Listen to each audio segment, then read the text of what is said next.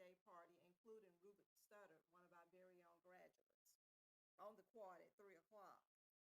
And then alumni at 8 p.m. we're going to have an all-white party at the Huntsville Country Club. And then there will be, again, the step show for alumni at 7 p.m. I feel that we have enough events for everyone to come back, practice safety, and enjoy returning home to homecoming. Morning,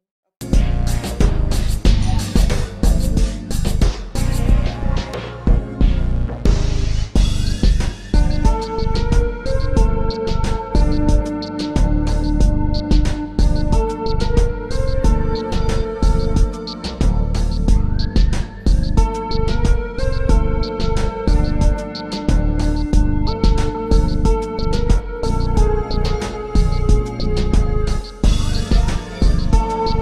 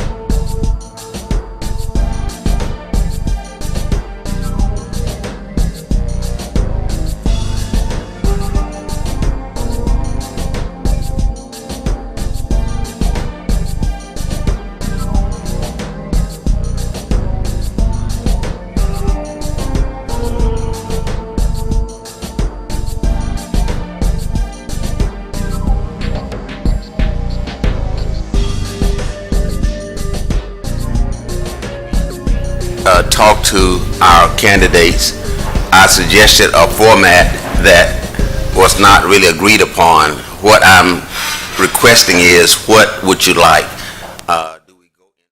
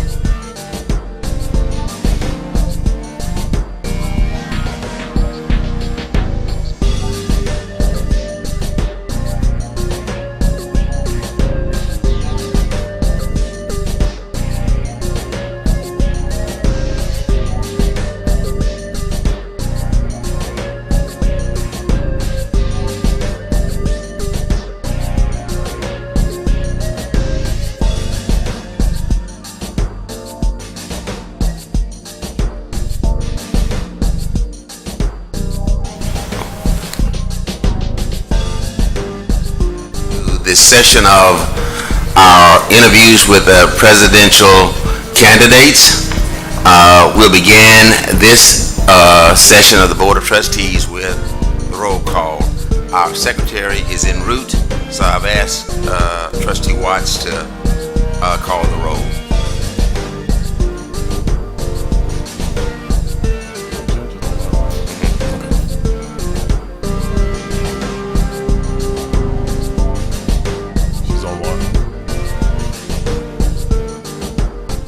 Trustee Williams? Here?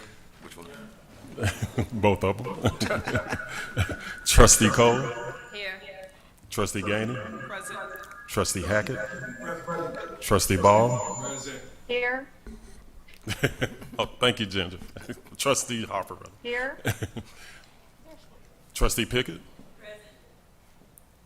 Trustee Crunkleton? Present. Trustee Jones? Present. Trustee Smith? Present. Trustee Watson, I'm present. We have a quorum. Thank you. Thank you, Trustee Watts. We do have a quorum, so we will proceed. If we need to delay bringing in our first candidate for Dr. Robinson, for Mr. Trustee Robinson, we can do that. We have the agenda before you that you have received by email. Can I get a motion to adopt the agenda? We adopt the agenda that has presented to us this morning as well as email. Second. It's been moved and properly second that we adopt the agenda. Any discussion? All in favor, aye? Aye. Any opposed? The agenda is adopted. We'll pause the meeting now for The perhaps, sound in the screen is frozen. No signal seems to be coming through. Yeah, Rod, I can't hear anything. Ginger, what I'm going to do is I'm going to call Ann, who is there. We can hear y'all. Oh, okay, good. For some reason, we were not hearing you. The only way and y'all wasn't seem sure to be able whether to you hear heard is when I'm unmuted. But then there's feedback. we're hearing you coming through. Okay. Should we dial to someone's cell phone? You have that laptop on mute. I just took it off. It's off now? Okay. Can you hear us? Yes. Okay. For those of you that were not aware, our board counsel, Rod, is ill. He's on by Zoom. He is in the early stage of recovering from COVID. Is this being streamed live? Yes.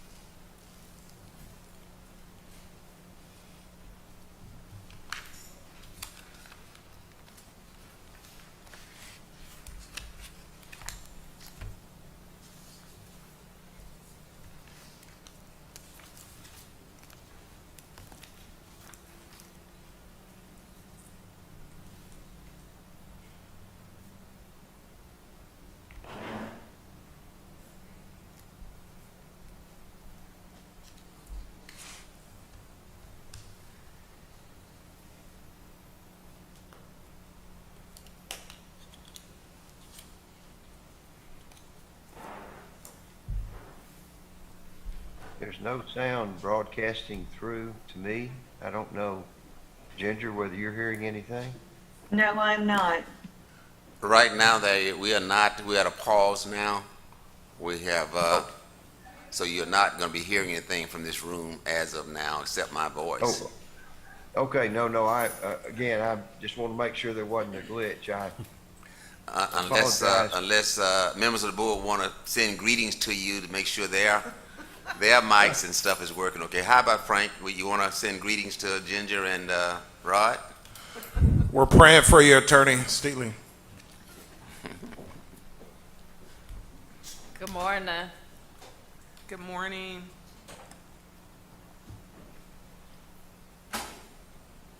Good morning, and I apologize that I'm not there physically. I think it's probably much in your best interest that I am not, though. So, Yes, we would agree. I think we miss Ginger over you.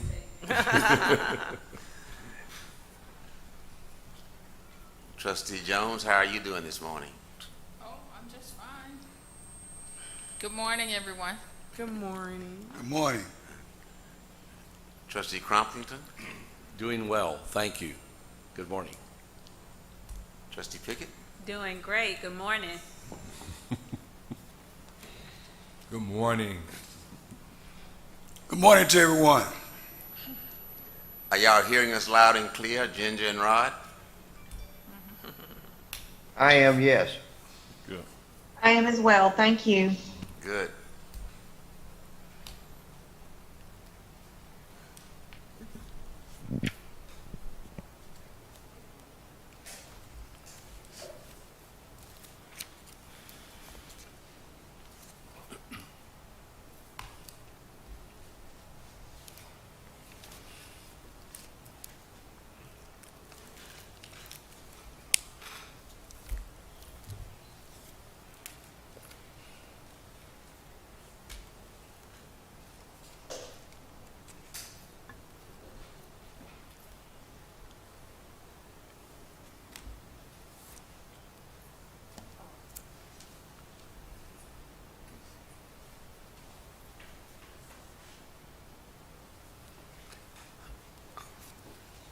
Let's get started, I think. Want to try to stay to our timetable as best possible. So if it's okay with this group, we'll ask, yes, we'll bring the first candidate in. Dr. Burnett, please.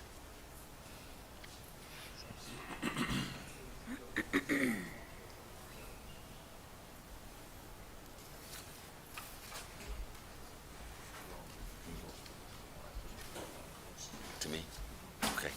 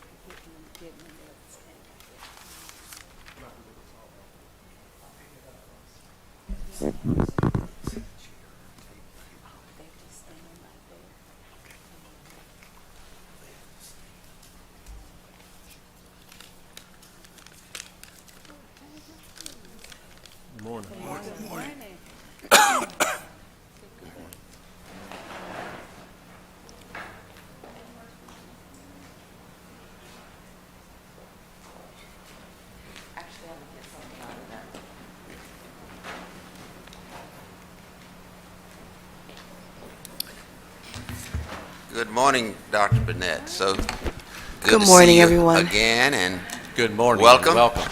Thank you. I appreciate that. I'm very excited and happy to be here. it's good to see you in person. Seen you many times on the Zoom presentations, but it's so great to have you and feel the energies from you within this room. Okay. So it's in your court. It's Okay. on you. Okay, well, I thought we were going to, the agenda said I should just be ready for questions. So I can introduce myself again. I'm extremely happy to be here. I would like to share that this morning I read the search prospectus again, just to ground myself. And I had this moment, like when you see a movie, you can watch it over and over, and every time you see it, you see something different in the movie.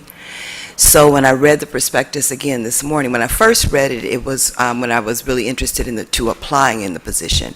And I thought, this is a good fit for me. So I've read it a couple times since then, before the second round of interviews, and then I read it this morning. Good morning, Austin. I read it this morning, and it grounded me that this is the position for me. Just every line of it, the strategic priorities, the universities, the catchphrase, the legacy on the heel, even services sovereignty. So I'm ready to go. So I'm ready to answer whatever you have for me. I'll go first. Come on. Yes. Okay. If I asked your biggest critic what your greatest weakness was, what would they say and how would you respond? It's that I don't have an off button. I'm on campus. My car is often the first one in the parking lot and the last one at night. I'm very dedicated to the mission. It's a lot of hard work to be done, and I'm a very hard worker. And people criticize me about that and say that you have to slow down. But I find great passion in my work, so my response to it is I find great passion in my work. And I do know myself. I do know when I have to do some self-care, or when I have to push pause, never off, because you're always the president of the institution in everything that you do. When you go to church, you know, when I go to get my hair cut, all the phases in my life there, I am still the president of Houston-Tillotson University. So you don't have an off, but you do have a pause button. And this is very grueling work. These jobs are very hard. The presidency is very hard. There's a lot of moving parts, but it's also very rewarding. So even though I do know that I work too hard sometimes, I also know that I have an end goal. And because I believe so deeply in the mission, I'm not going to apologize for that. But my critics would say that I don't have an off button. I push people very hard. And I've got one other question. Given that you don't necessarily have a background in land-grant institutions, how will you make up that ground, or address that learning curve? So I am an engineer. I do believe very deeply in the concept of STEM, first of all. And I am a believer in the three tenets of what I believe a land-grant institution are: public service, teaching, and research. I love history. I am a researcher when it comes to history. I believe very deeply in education as the great equalizer, and the principles of which a land-grant was founded on was to lift the nation through the needs. The seven mechanical arts, I think they're called, was weaving, tailoring, things that we don't do anymore. But the premises are still there. So I may not have direct experience at a land-grant institution, but I have all of the, mounds and mounds of experience through those three tenets of public outreach, public service, teaching, and research.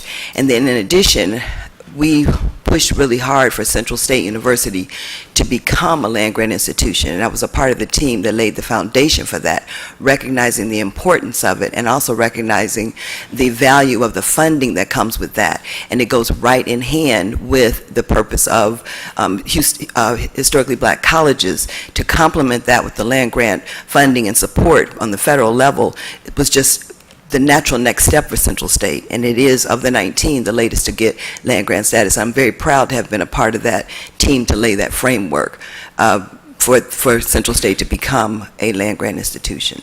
Thank you. So I may not have been at a land-grant institution, but I'm on that trail. And thank you for the question. Thank you. I have a question, Chairman. Thank you so much for being here today. And I just want to ask some clarity. I was on a call earlier this week with the Aspen Institute, and your campus was mentioned. And I started thinking to myself, there's a question that just immediately came to mind that I want to ask, and it's going to be two-part. Tell me or tell us more on your demonstrated leadership that you feel we as a board have not captured the essence of who you are. And in doing so, your community engagement outside the university, in the local community, also within the state and nationally, if it is there. So it's definitely there. Like I said, I'm their first one there, the last one to leave. So it's definitely there, all those things.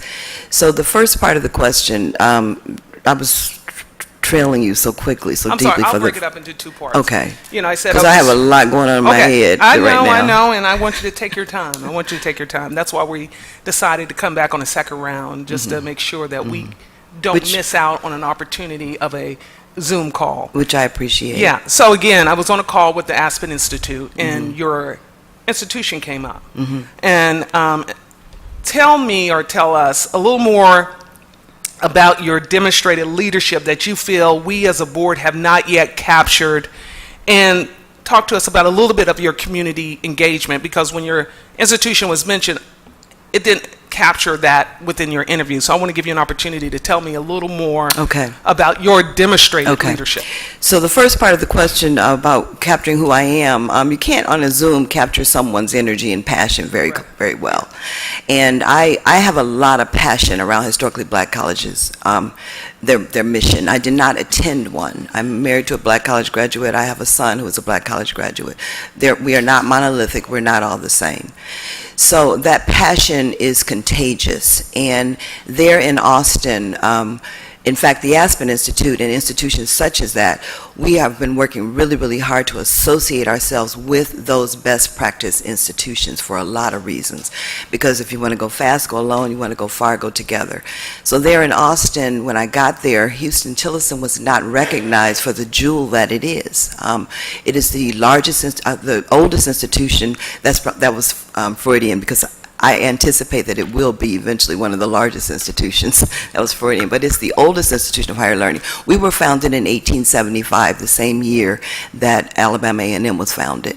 So we're 146 years old, and we sit across a highway that divides the city, has been a divider for the city from the University of Texas at Austin. So when people would say the university there in Austin, they would automatically think they were talking about University of Texas. And I could not understand or fathom how a city that's prospering like that could not be embracing its historically black college. So I went on a mission to lift the brand of the institution and simultaneously make sure that when someone lifts the hood, what you're seeing in the institution is a culture of excellence, is a culture of assessment, and that took a lot of work. So I joined, I was asked to join, and joined several boards there in Austin, the Austin Community Foundation, Big Brothers Big Sisters Advisory Board, the Y, the Black Chamber, the larger chamber, and over the 6 years that I've been there. And we have been very successful. The senator, state senator, they have a legacy there in Texas where a senator is governor for a day, and they have an association where they have a practice where they have a fundraiser. So that senator chose to do his fundraising for the University of Texas's medical school, Dell Medical, and Houston-Tillotson University. And then they have an event at the governor's mansion. So one of the proud moments of my tenure there at Houston-Tillotson was at that event at the mansion. They announced how much money had been raised for University of Texas's medical school and for Houston-Tillotson University, and they raised more money for Houston-Tillotson than the medical school. That had a lot of meaning for me as the president, because it meant that now we are seen as an investment there in Austin. as opposed to a charity. Because when I got there, I think people thought they would buy a table at the gala and they were in some way supporting the institution. But we had to look for these reciprocal and sustainable relationships with very large entities there in Austin. And that meant that I had to be engaged. And then I also served my second year there, so that would have been in 2016-17, as the co-chair of Mayor Adler's task force, the mayor of the city's task force on institutional racism and systemic inequity. Austin has, just like in our nation, an ugly history when it comes to racism. And that task force was over 200 people in different tenets. You could think of finance, banking, and industry, the criminal justice system, healthcare, education, etc. So we had a steering committee, but then there were all just everyday citizens, and we presented and wrote a report to the city, and I'm very proud to say that many of those things happened. My objective in sitting as being on that task force, or co-chairing that task force, was to not only put Houston-Tillis in a place that we're seen as a place to be the honest broker for very hard, courageous conversations to really dismantle systemic racism, but also for Austin to become a place that people gravitate to, people of color, particularly black people, so that my students have a space and opportunities for them to learn. So I had a double mission there. It also helped me get to know Austin, and it honed in my skills of partnership building and relationship building and trust building. And I'm really, really proud of that report. And many of those things that came out of that report are actually have been actioned in the city of Austin. And some of them have direct impact to my own institution, particularly when it comes to education. So it was that kind of engagement in the community that has put Houston-Tillis in the spaces where you'll be on a call, you'll hear Houston-Tillis University. And I'm just a part of a team. I'm like the pilot in the plane. I had a reflection yesterday. I was sitting on the, we sat at the gate there in Atlanta for a while before we took off. So I was sitting at the window and I was looking out and I saw the baggage handlers, the mechanics, the traffic, the people who manage the air traffic. I looked over and I saw the air traffic control tower, and I started thinking about all the people engaged in lifting this plane off of the road, off of the tarmac, off the runway. And I use the analogy on campus that we're building the plane while we're flying it. It'd be nice if we could just stop everything and invest in all of our academic programs, do a lot of customer service training for for the campus. If that would be nice, but we can't do that. We have to keep flying this plane. So I use the analogy. I used it at my inauguration. I've used it ever since, that we have to build this plane and fix this plane on the runway while we're flying it to get it to take off. So as I was sitting there thinking, I was thinking there's a lot of people, the people who prepare the food that's going to be on the plane, the airline attendants, the attendants, the people who are the TSA, the people at the gate, etc. So when that plane takes off, all you can do is hope that everybody in their roles did an excellent job. So that plane is going to take off and it's going to be flying, and you're going to be safe and you're going to have a good experience. It's very similar in higher education. The only difference between the president being the pilot is because the pilot is not responsible for all of those moving parts, and the president is. So, and that is a challenge, but as I said earlier, it's complicated in higher education to be. I believe that the presidency of a university is one of the most complicated CEO positions that there is. And I also believe that it's the most rewarding. So when we took off and you look at those clouds that look like cotton candy, you just hope the mechanic did what they were supposed to do. You just hope that, the pilot knows what he's doing. But the pilot's not responsible for everything, but the president is. And a major part of that is your role is to get all those moving parts together so that the student, if you will, the passenger, has an excellent experience and a safe experience and a rewarding experience. So I had that reflection sitting there. I'm going to write a paper about that. I might do some kind of op-ed about that analogy, because it was just very, very poignant and real. Well, yeah. And thank you for answering that.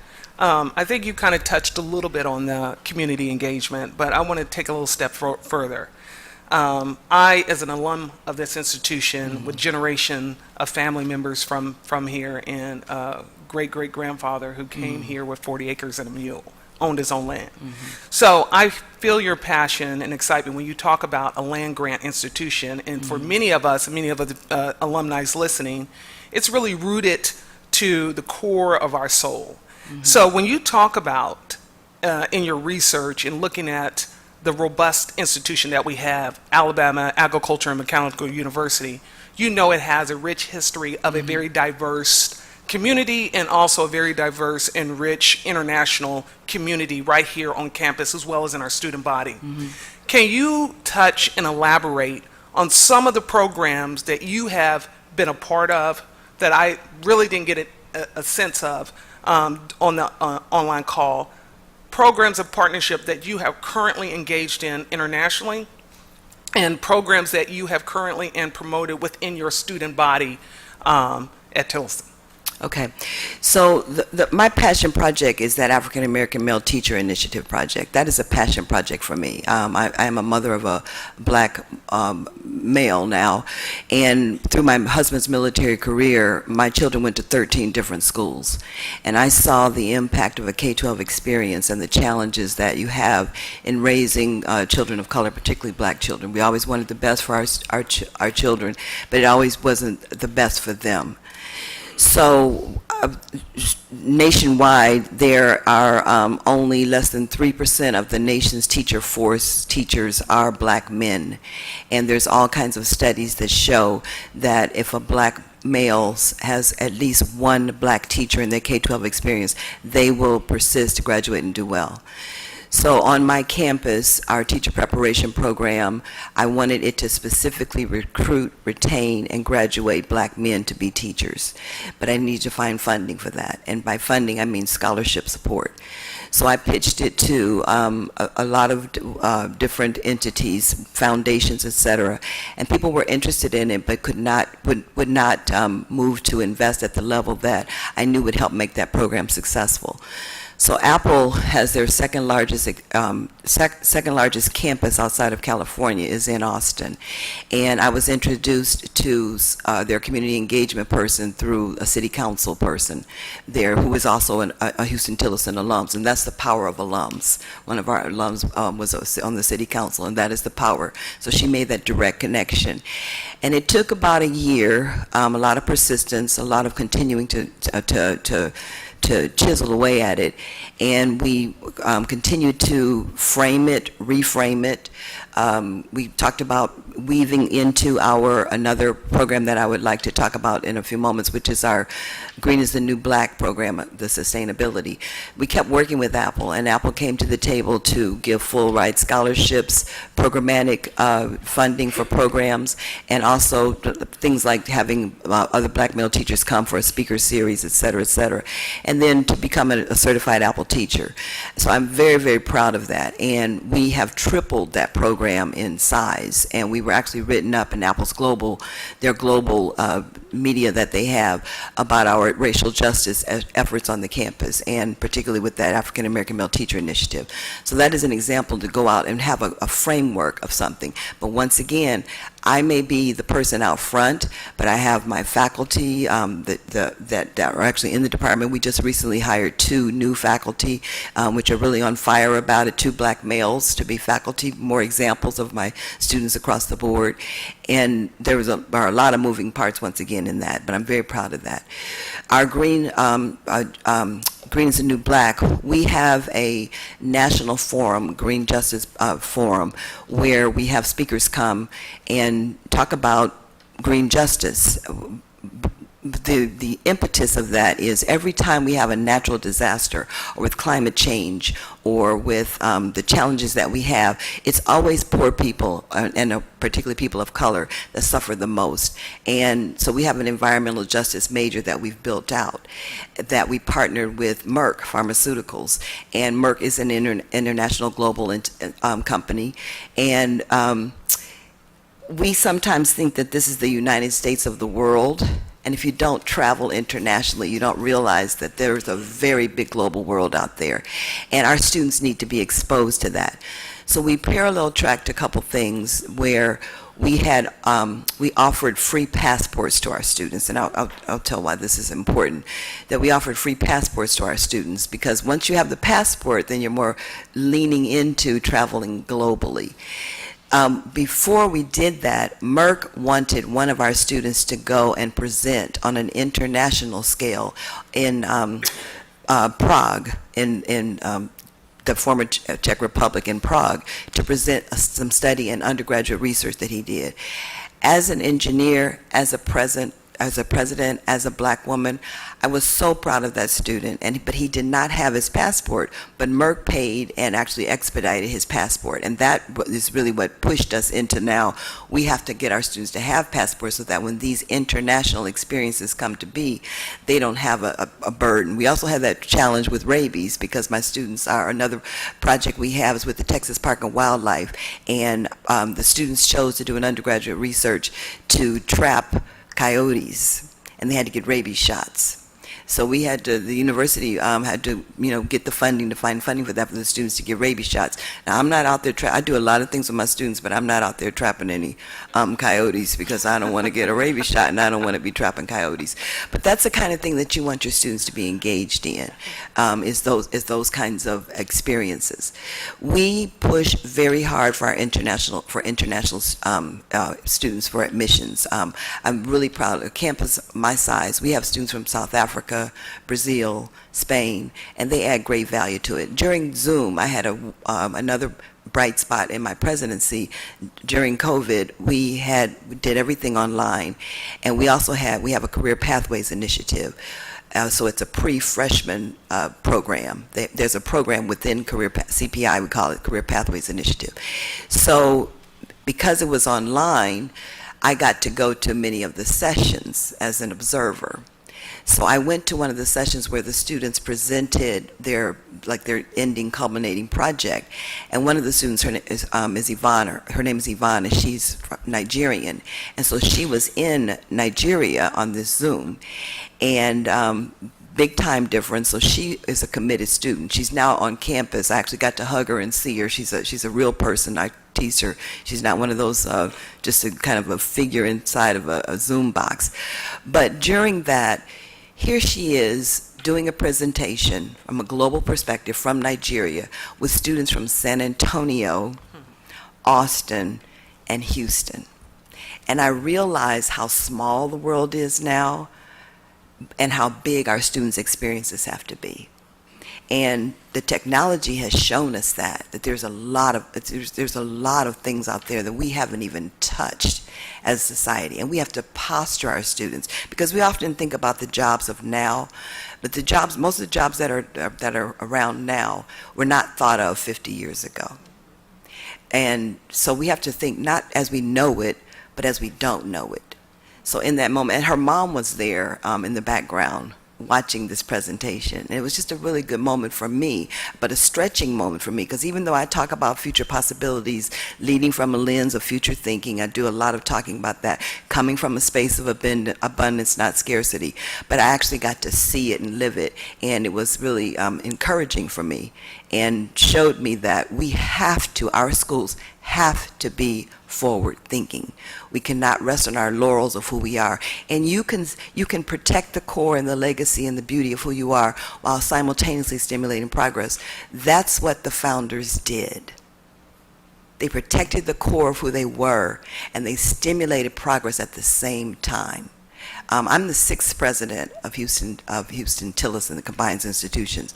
I'm the 2nd female in the institution's history. There was a woman, Mary Elizabeth Branch, who was the first female in the 1930s. And when I think about that, she didn't have the internet, she didn't have a cell phone, she didn't have an Apple Watch, but she had courage and perseverance and vision. And we just continue to lean into that. And the power of the history, like what you talked about in your own family, that power is still persisting in you. And we want to make sure that we continue that, continue to build that generational wealth and to break that generational poverty. And I believe that Alabama A&M's history is one of the most heart-wrenching, perseverance, courageous histories of all of the HBCUs founded by William Council. I really believe that. I've studied a lot of universities. We all have a glorious history. This is nothing against any of my brother or sister institutions, or even my own that I'm serving right now. But when you just process what that means to the university and build on that, Dr. that Burnett, same character. I hate to interrupt you, but realize we're almost halfway through our time. Okay. We got 10 more people to address you. I'm sorry. I applaud your enthusiasm, but please, let's give the others a chance to, if that's okay with you, Trustee Gaines. Thank you, sir. Thank you so much for the answers. You got me in trouble. No. I think It's we all good needed- trouble. No, It's good exactly, trouble. good trouble. We needed to hear this. So, President. Yes, sir. How you doing? I'm good. Are you relaxed?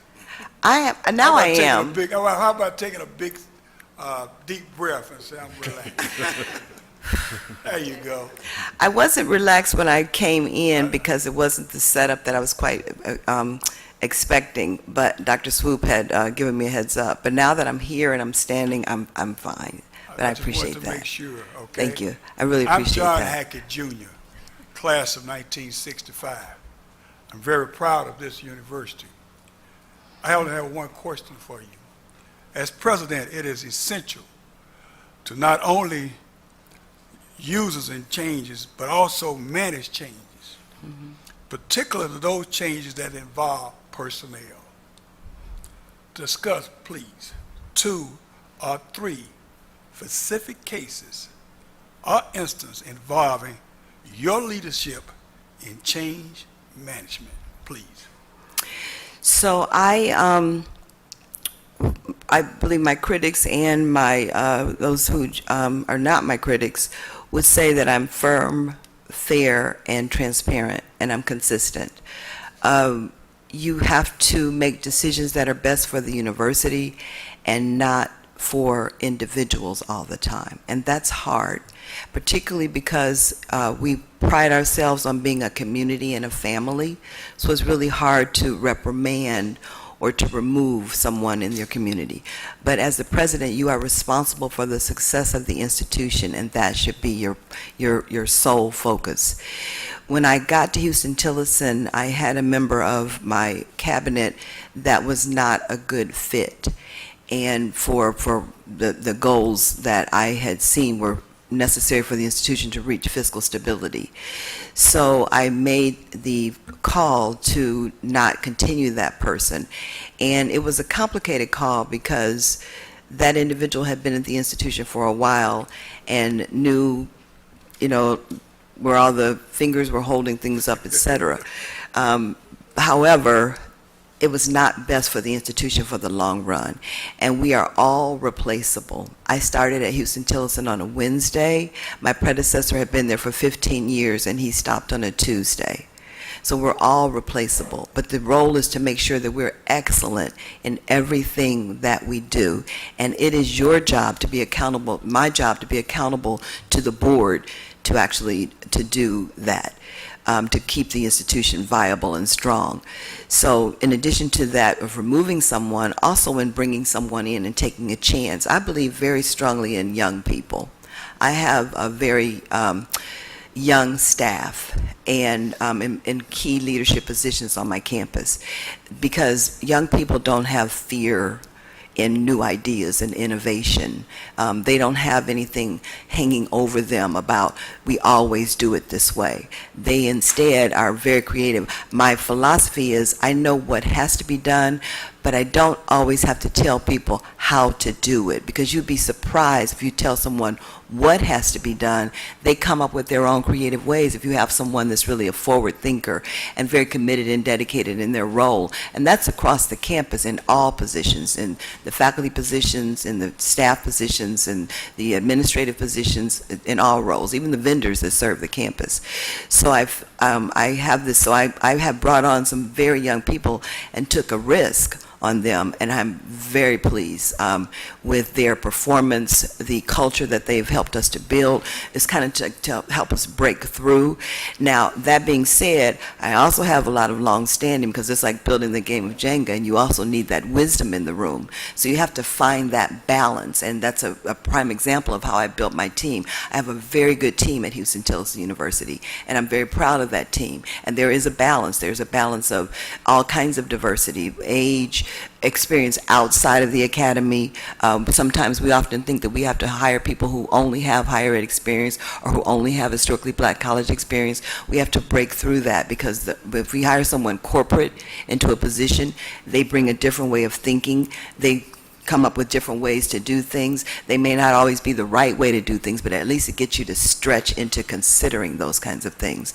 So that's an example of a hard decision to remove someone, and knowing the right way, the right timing. Timing is everything in those kind of decisions. And then also in building on and making a tough decision to bring someone and taking a risk.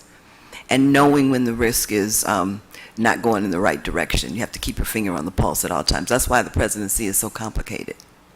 Thank you very much. Thank you. Dr. Barnett, Frank Williams. Trustee Williams, I really like Trustee Gainey's 2 questions. If all possible, if we could just make sure, if we do extend time, so we don't kind of cut off our opportunities with Dr. Barnett. 2 questions. One is, I did some extensive follow-up on what you mean to your community. And your chamber and a couple other companies don't want to lose you, and we may want to gain you. But your reputation and your character matches exactly what you've said today.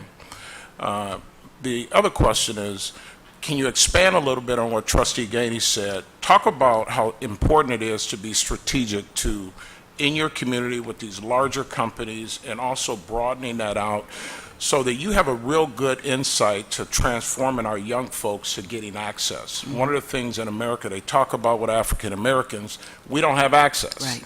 We keep thinking someone has to give us something, but right. we do have to be strategic to align right. them. So is that something that you just had? Did you bring that to the table, or is that always what you've been? Because that is what transformed Black America. Mm-hmm. And the next question. Oh, can I answer No, one more. You can answer that one. You're going to have to repeat your the first speaker.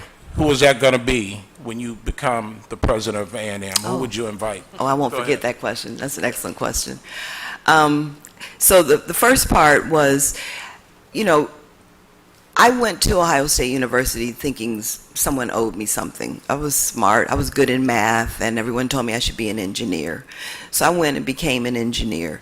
And when I got into the workforce, I realized there just weren't a lot of me's. In many cases, I was the only woman and the only black, or definitely the only black female.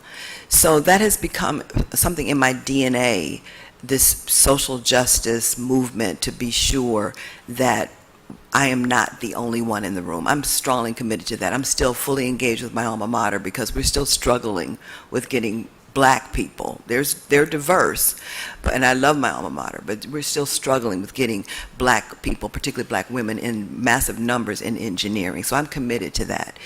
So that being said, I am a change agent. I see that in my life. Every position I've had, I am a change agent. I am a disruptor, but I am not disruptive. There's a difference. You can go in and make a change as a black woman, but you don't have to be disruptive. You don't have to be the angry black woman. You just let your gift speak for you, and you get yourself at the position to be able to open doors for your students. And in Austin, I'm a truth teller about the mission and the beauty of our students, and people who have an open heart to really want to diversify their operations are going to lean into that. Those people who don't have that open heart and don't want to lean into that are people you move beyond over, because there's other opportunities out there. So the CEOs, and I like to talk to the people who are the decision makers and the thought leaders. because I learned from that on my own skill set, my own toolbox of what I need to do to lift my own campus. The CEOs, I need to be respected just like every other president and CEO in the Austin community. I'm the president of a university. And so therefore, you have as much to gain from me as I do from you, because I have a whole troll of geniuses who are ready to make your company a better place. And that is my story. That is the story for all of our historically black colleges, because students will rise to the occasion. They will. They just will. You have to believe in them more than they believe in themselves, and that's what has been my personal experience. So therefore, I want to make sure that I'm using that in my day-to-day life. So there in Austin, every opportunity that I could get for the university to be the host of something, I used it.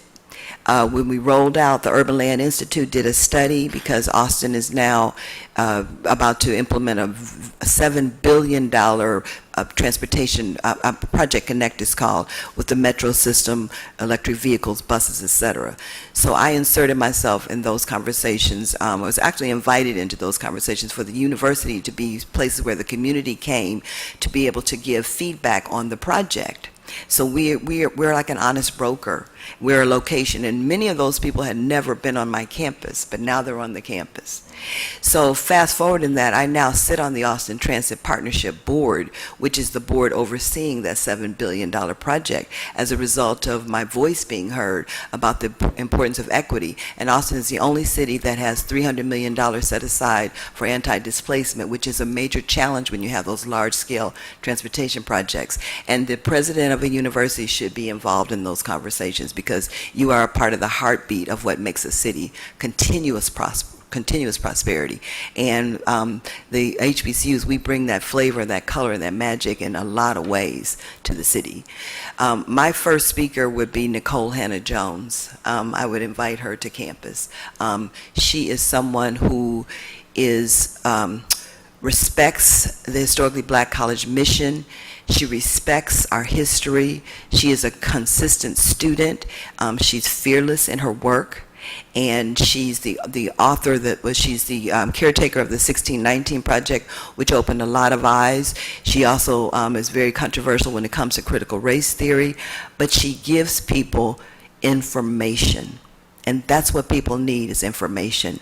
And she's a trailblazer and just an artistic presentation.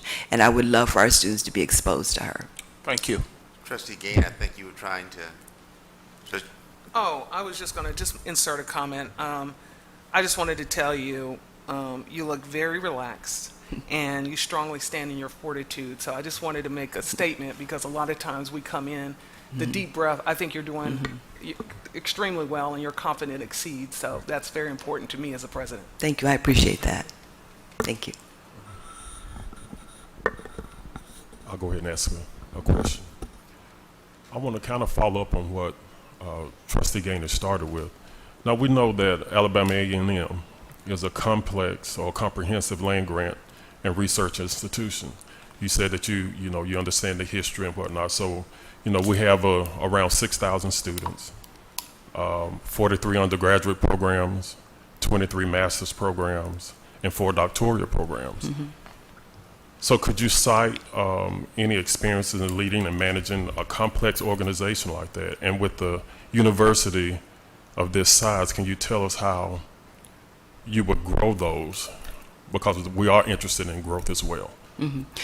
So I've been a manager for a very long time. Before I went into higher education, I was a manager of all information technology projects for the state of Washington's Department of Transportation System. So complex organizations are not new to me. I believe that my most challenging position was my growth there at Central State University. When I got there, the institution was in dire stress when it comes to finances. The state of Ohio had been disinvesting, not investing in Central State for years. Even though they had very strong leaders, you have to have an investment in resources. So the roles that I played there over the 15 years that I served at Central State University speaks for itself in learning the intricacies of higher education. And I may not have been the president of a large institution with 6,100 students, but that doesn't intimidate me at all. I've managed very complex organizations, and it's the complexity that's important. And I see the institution from an umbrella perspective. Student affairs, technology is more than just one sector of the institution. There's a lot of moving parts. Information technology is a crucial part of the institution. All of those 4 colleges are extremely important in everything that they do.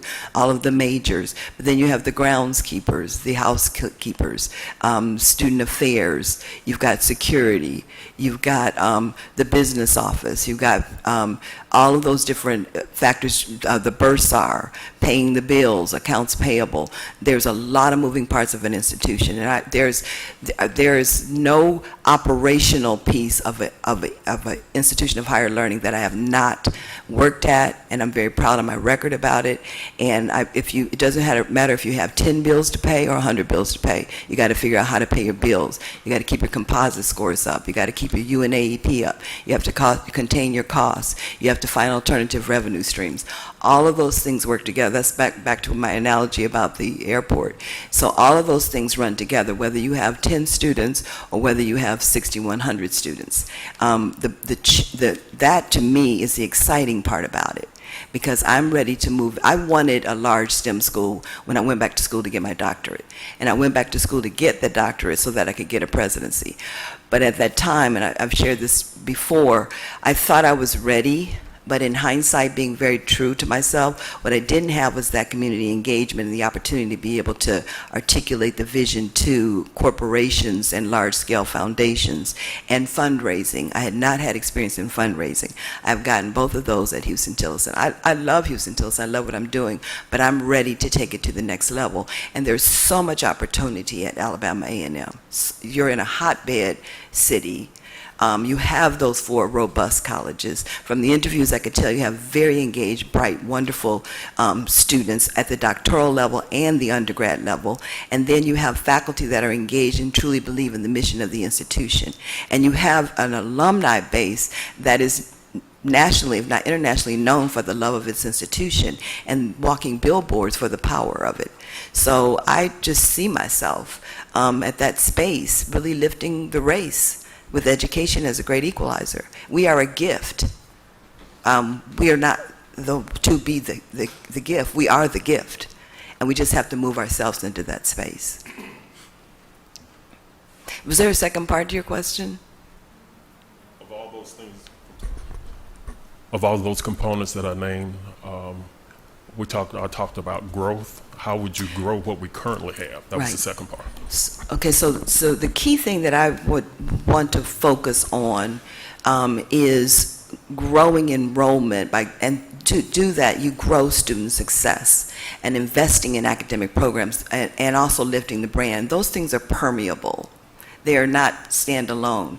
Growing enrollment is investing in academic programs. Those are all, if you invest in your academic programs, so your students shop, and they really do want to be challenged. And you want to give your faculty all the tools that they need. And at the same time, you lift your brand by training your campus to really hold true to all of its core values with the customer service, the global, the integrity, diversity, all those things that we say are our core values. So it's putting all of those things together and focusing on graduation rates and focusing on retention. If you continue to graduate just 30% of your students, you're not holding true to your mission. So you have to peel that back and see what's happening. Is it advising? Is it what's happening in the residence halls? Is it what's happening in our students? Do they need a more robust writing lab? Do they need a more robust math lab? Do we need more peer learning counselors? Like, what's working and what's not working? And you do that through an assessment of the institution. Even though we always think about, the looming SACS COC visit or looming accreditation visit, if we stay true to those standards throughout how we're operating and stay true to our core values as an institution, it does flow together. We get in our own way by tolerating pockets of mediocrity as opposed to pockets of excellence. And that is how we have built a culture of assessment and excellence. We're not there. I'm speaking of my own institution. We still have work to do, but that's an ongoing evolution. That's how our schools get to 146 years old. So your focus has to be on how do we increase those graduation rates, and how do we increase course completion. If we only retain 60% of our students from freshman to sophomore year, we're automatically at a disadvantage, and we're not holding true to our mission. And that is complex, but it is doable with the right people at the right seats in the right time. Dr. Burnett, how you doing? I'm good. All right, we're glad to have you. I'm glad to be here. SAC's COC indicates that the president has the primary responsibility for the institution's intercollegiate athletics programs. Alabama A&M University is a Division I athletic program under the auspices of NCAA, offering 16 different sports with an $11 million budget and 356 student athletes here on this campus. Discuss your knowledge on how you would manage such a large and diverse enterprise, and again, also how you would grow it. So it's an enterprise within an enterprise, and it is an auxiliary. I also would share that in our own SACS visit, we just finished our SACS, our decennial, our reaffirmation, and we're up for a vote in the upcoming December meeting. So what I can say publicly is we had no findings, and I'm very, very proud of that, because we did it through the pandemic. So that was extremely excruciating experience that I do not want to do again. I want the results again, but I don't want to do again. One of the additional information that they asked for was proof that I had constant engagement in athletics. We had to actually present emails, etc., to they being the on-site visiting team, to show that that I am actually deeply engaged with athletics. So that's a given. It's a part of the SAC standards. There's no way around it, even if I didn't like sports, but I do. But even if I didn't, I wouldn't have a choice as the president. So managing that enterprise, athletes are students first. They are student athletes. We want them to be successful. On our campus, one of the metrics that my chief operating officer and my athletic director have put in place there is almost like similar like a competition. One of their metrics is the GPA of the sports. We have a mandatory study hall. I drove by the library the other night, and all the athletes, I could see into the library, and they were all in there in their mandatory study hall. It made me smile as a president, because they are students first. And they also are ambassadors of the institution. So we want them to represent us well. And I like to win. I'm super competitive. I like to win. I realize that we won't always win everything in all sports. I get that. But just like everything else, we'll step back and see how we invest in that so that we can be a winning team. I don't want my students to lose. So why would I not invest for them to be successful? But keeping in mind that they are students first. I mean, and it is an auxiliary. It is not, the university should not have to, the university as a whole, when it comes to I'm talking from a financial perspective, carry athletics. It should be an auxiliary to be self-standing, if you will. But that takes an investment. I recognize that and I appreciate that. Some sports are more expensive than others. You have to look at how much scholarships you're deemed. You also have to pay attention to a lot of Title IX issues. So once again, that enterprise has a lot of moving parts. But it's just like other parts of life on a campus. It's very, very important. And the athletic life, the life of my athletes, you know, when I see them coming from practice in the morning with the ice bags on their knees, I stop and I have a conversation with them, because they are representing what practice really is. Deion Sanders there's a thing that's popular now on TikTok. Also, I do know TikTok. I don't tick or talk, but I do know what that means. Deion Sanders put out a thing about why you practice. And he says you practice to get better, to win, to be competitive. So that can permeate on a campus into doing other things while we practice, while we study, while we go to class. And athletes have that kind of structure naturally by nature of the fact that they're involved in whatever sport they're involved in. So I pump up and encourage my students when I see them in the morning. It's volleyball now, and my volleyball team was a champion. And one of the hardest decisions, they won the conference 2 years ago. COVID takes a year out. One of the hardest decisions, they were the returning champions. And then I made the decision that my athletes would not play because of COVID, and that hurt me probably more than it hurt them, because I know what that meant to them, but I need them to be safe and healthy first. It's a hard decision.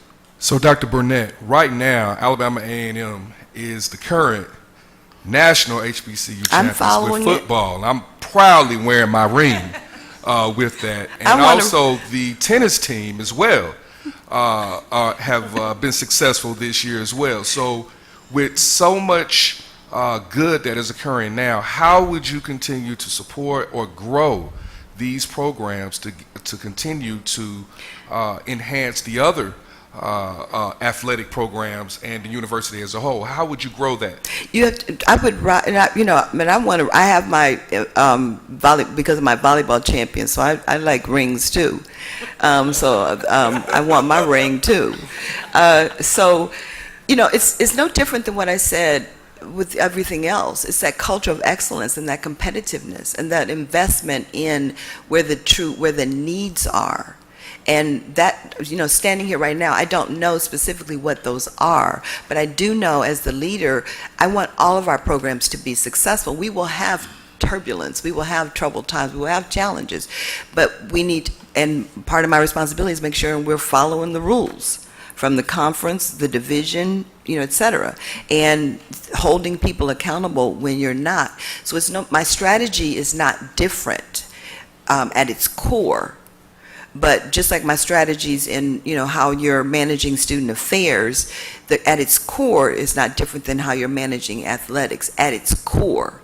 But granted, it's different, so it's going to be some difference there. But I wouldn't step back from that culture of assessment.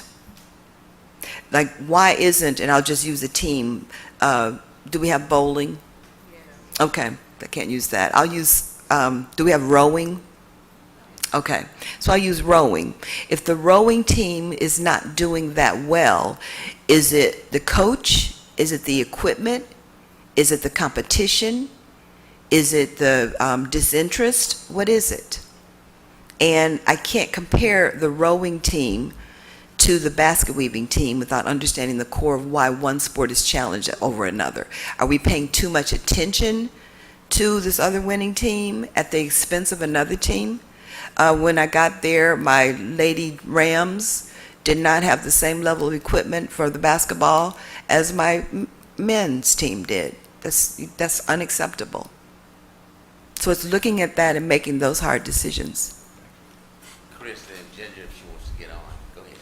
She's on Zoom. Good morning, Dr. Burnett. Good morning, nice to see sir. you again. Good morning, colleagues. Just real quickly and briefly, because I don't want to take up too much time with this. If selected as the next president, and first of all, how does it feel up there? Do you see yourself in that position right there talking to us yes. at a normal board meeting? Yes. Have you manifested is that? this what happens? The president stands here at the board meetings like Oh this? yeah. Oh yeah. Okay. All right. Yes. Real quickly, talk about how you would go about evaluating, selecting, developing, and supporting talent at the highest level, meaning the president's cabinet, because this is going to be a quick transition. Right. If selected, you'll be up and running. So kind of real quickly talk about how are you going to get the best and the brightest selection, evaluation, in supporting what you need at that level. Using my own network. Yes. Yes. That's part of my answer, is using my own network. Your own network. Right. I have a very robust and strong network across higher education and outside of higher education. You have to have a cabinet that has good chemistry, good fit. I would not move to try and fill all positions in the first 60 days because I have to get to know the campus as well. Yes. So I would do a listening tour to understand the campus's bright spots and pain points, and then think through who needs to sit on selection committees to be able to make, just like in this process, it's not as large of a process for obvious reasons, but the campus's engagement in picking those positions, because I'll be trying to learn my way around Huntsville, Alabama all at the same time. So that first 60 days, keep things consistent. It's a beautiful roadmap that has been laid out in front of us. It's just finding the right sailors to be in the right positions at the right time without a sense of urgency. And we may make some mistakes, but you have to identify those mistakes. So very succinctly, using my own network across the entire academy, not just in the HBCU sector. Okay, thank you. Thank you. Trustee Harper? Good morning. Can you hear me? Excellent. So thank you again for your interest, and love your passion and enthusiasm. We all know that it's imperative that you have a strong relationship, working relationship. Tell me how you envision the role of the university president as well as the role of the board of trustees. When it comes to the management of the institution, the university? Correct. Okay. So the president works at the pleasure of the board, obviously. And the president's accountable to the board to execute the strategic plan, execute the vision, execute the mission, and to hold true to the core values of the university, of the institution. So that, and the president's role is to remove barriers to success. The president can't select and say, we're going to create a new doctoral degree in hunting. I'll just use a crazy example. That's not where, that doesn't come from the president if the faculty don't believe it, that it's something that the university should invest in, or the community. There's no positions or roles in it.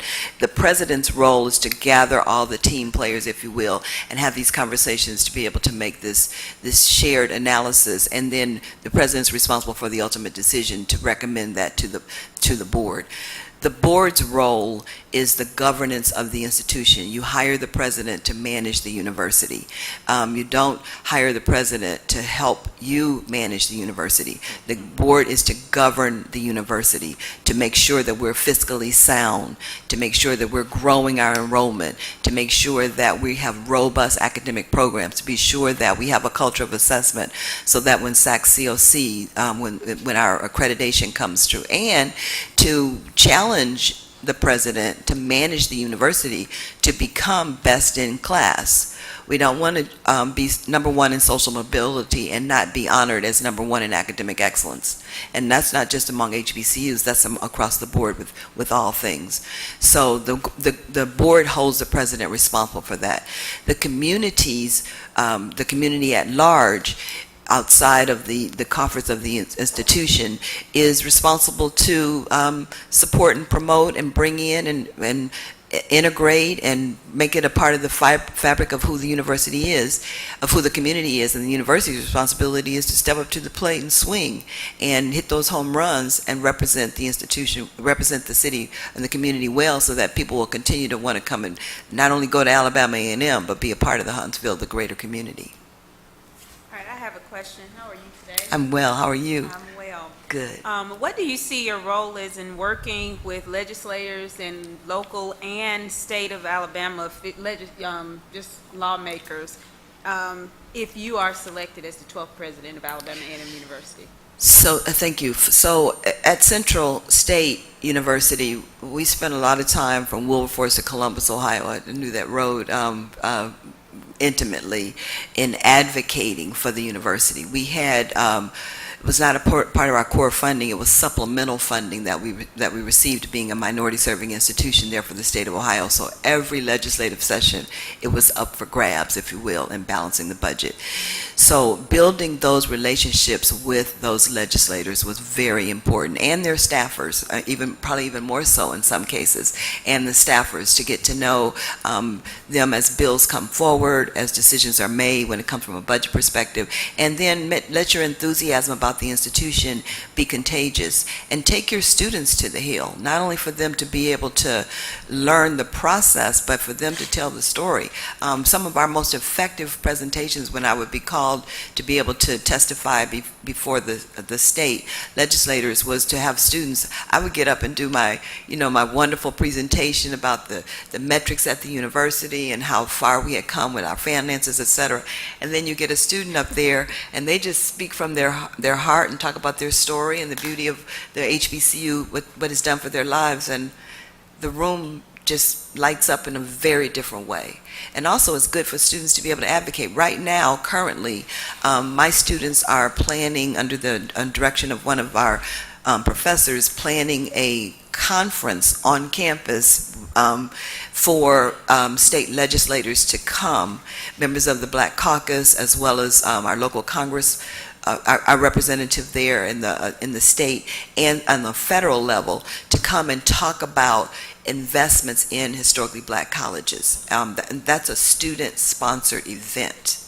My role is to send a letter out inviting people to come to the conference. But it's totally managed and run by my faculty member and my students. In fact, I'm probably in the way because they wrote the letter, got it to me, and I need to get it out. So that's a part of advocating for the university. Now that I'm at a private institution, it's more of a federal level. I was intimately engaged in getting the loans, the original HBCU capital finance loans, deferred for obvious reasons. My institution needed that reprieve off of our operating, which most institutions did. And that's through the phenomenal work of the United Negro College Fund to be able to, they're lobbying and advocating, and they wanted presidents there telling our story. With Alma Adams, who's really just a staunch advocate for historically Black colleges, I recently did a panel with her on talking about the needs of our infrastructure and deferred maintenance on my own campus alone. And I have a campus that is like this, 146 years old, and we have tremendous deferred maintenance challenges. We've been able to use our CARES Act money to be able to upgrade our HVAC units for better air quality in the rooms, because that was a major challenge on the campus. So this advocating that on a national level, even now with HBCU, Ignite HBCU Excellence, we got our students engaged in that. It's a learning experience for them, and they also have to take ownership. So that's in the position description, is that advocating at the local level. Even when you try to do public-private partnerships, you have to have the city on your team with coding, and when you do building and code inspections, having managed very large-scale building projects, capital projects. Even the city and the county, the president has to have a good relationship with those entities to be able to get stuff done on your campus. So the state level as well as the national level. Thank you. Thank you. Dr. Burnett.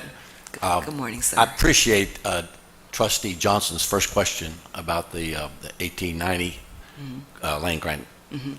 And I just wanted to expand for a moment, ask you a 2-hour question that'll only require a minute. No. I wanted just to have you share your vision of how we would develop a plan to make sure that we get our fair share of that funding, because it is vitally important. We've known periods of vast poverty at this institution, mm-hmm. and we don't want to do that again. Mm-hmm. We won't do that again. We have to look at the metrics of those Carnegie classifications for R1 and R2 and aspire to such, because that's the foundation, is the research. How many federal dollars you get outside of the land grant, what you're doing with that, your graduates, your extension centers, are you really leaning in and supporting community? Like, what does that mean? Like, what are we actually doing in the community when we tell our story, when we tell the narrative? How many graduates do we have in the different categories? There are very clear metrics on how you aspire to become an R2 and an R1. So R2 is that natural first step. And if it becomes a natural movement when you have that as how you're assessing yourself. You look at those classifications so that you're a boat that's rising when it comes to that research. And then from the teaching perspective and the public engagement perspective, there are all the things that I talked about earlier, climate change with agricultural, food science, the list goes on and on and on. So what are we good at? What's our passion? And then let's make sure that we elevate that to a very large level, one step at a time. And when you look up and you're at an R2, and there are no HBCUs at an R1. So of the 19 that we have, the 19, I believe it's 19 or 20, it's 19 or 20 of the HBCUs that are land-grant institutions. I've read a lot about what each are doing, and they all have their individual niche. So we want to find that niche, and we may have that niche here on our campus. And then how do we invest in that to grow it and to make it excellent and invaluable? And the funding follows. Thank you. Good morning. Good morning, ma'am. Good to see you again. Good to see you. I guess I follow up on the land grant because that is so critical. And also, I have another question. First, in terms of, you talked about what we need to do in terms of expanding research. Could you just clearly or clarify your experience in terms of teaching, research, and service, specifically your personal experience in those areas, in terms of what you've been able to do and where you plan, you see us going? So my specific experience is back to that undergraduate research I talked about with the trapping the coyotes, and also in healthcare disparities.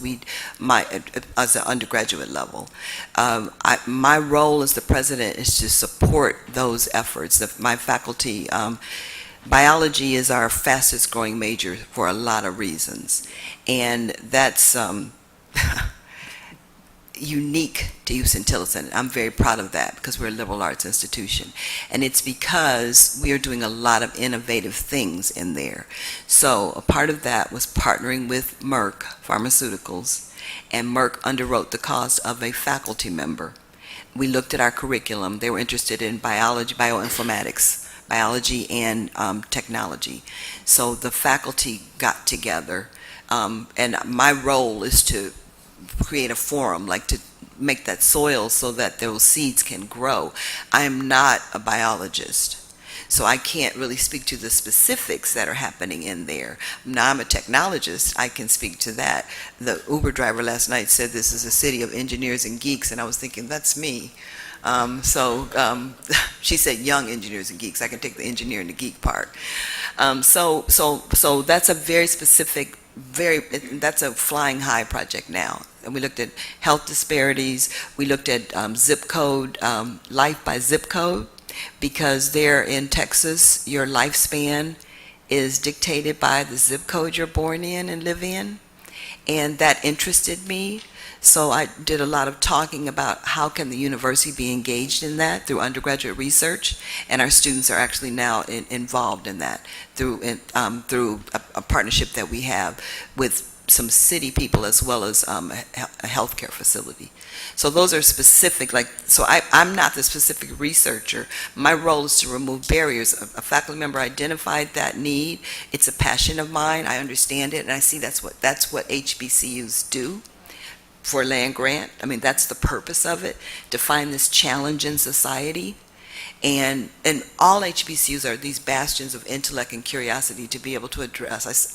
I got that from one of my cabinet members, and that's so real. But now to be a land grant and to have funding specific to that is a gift.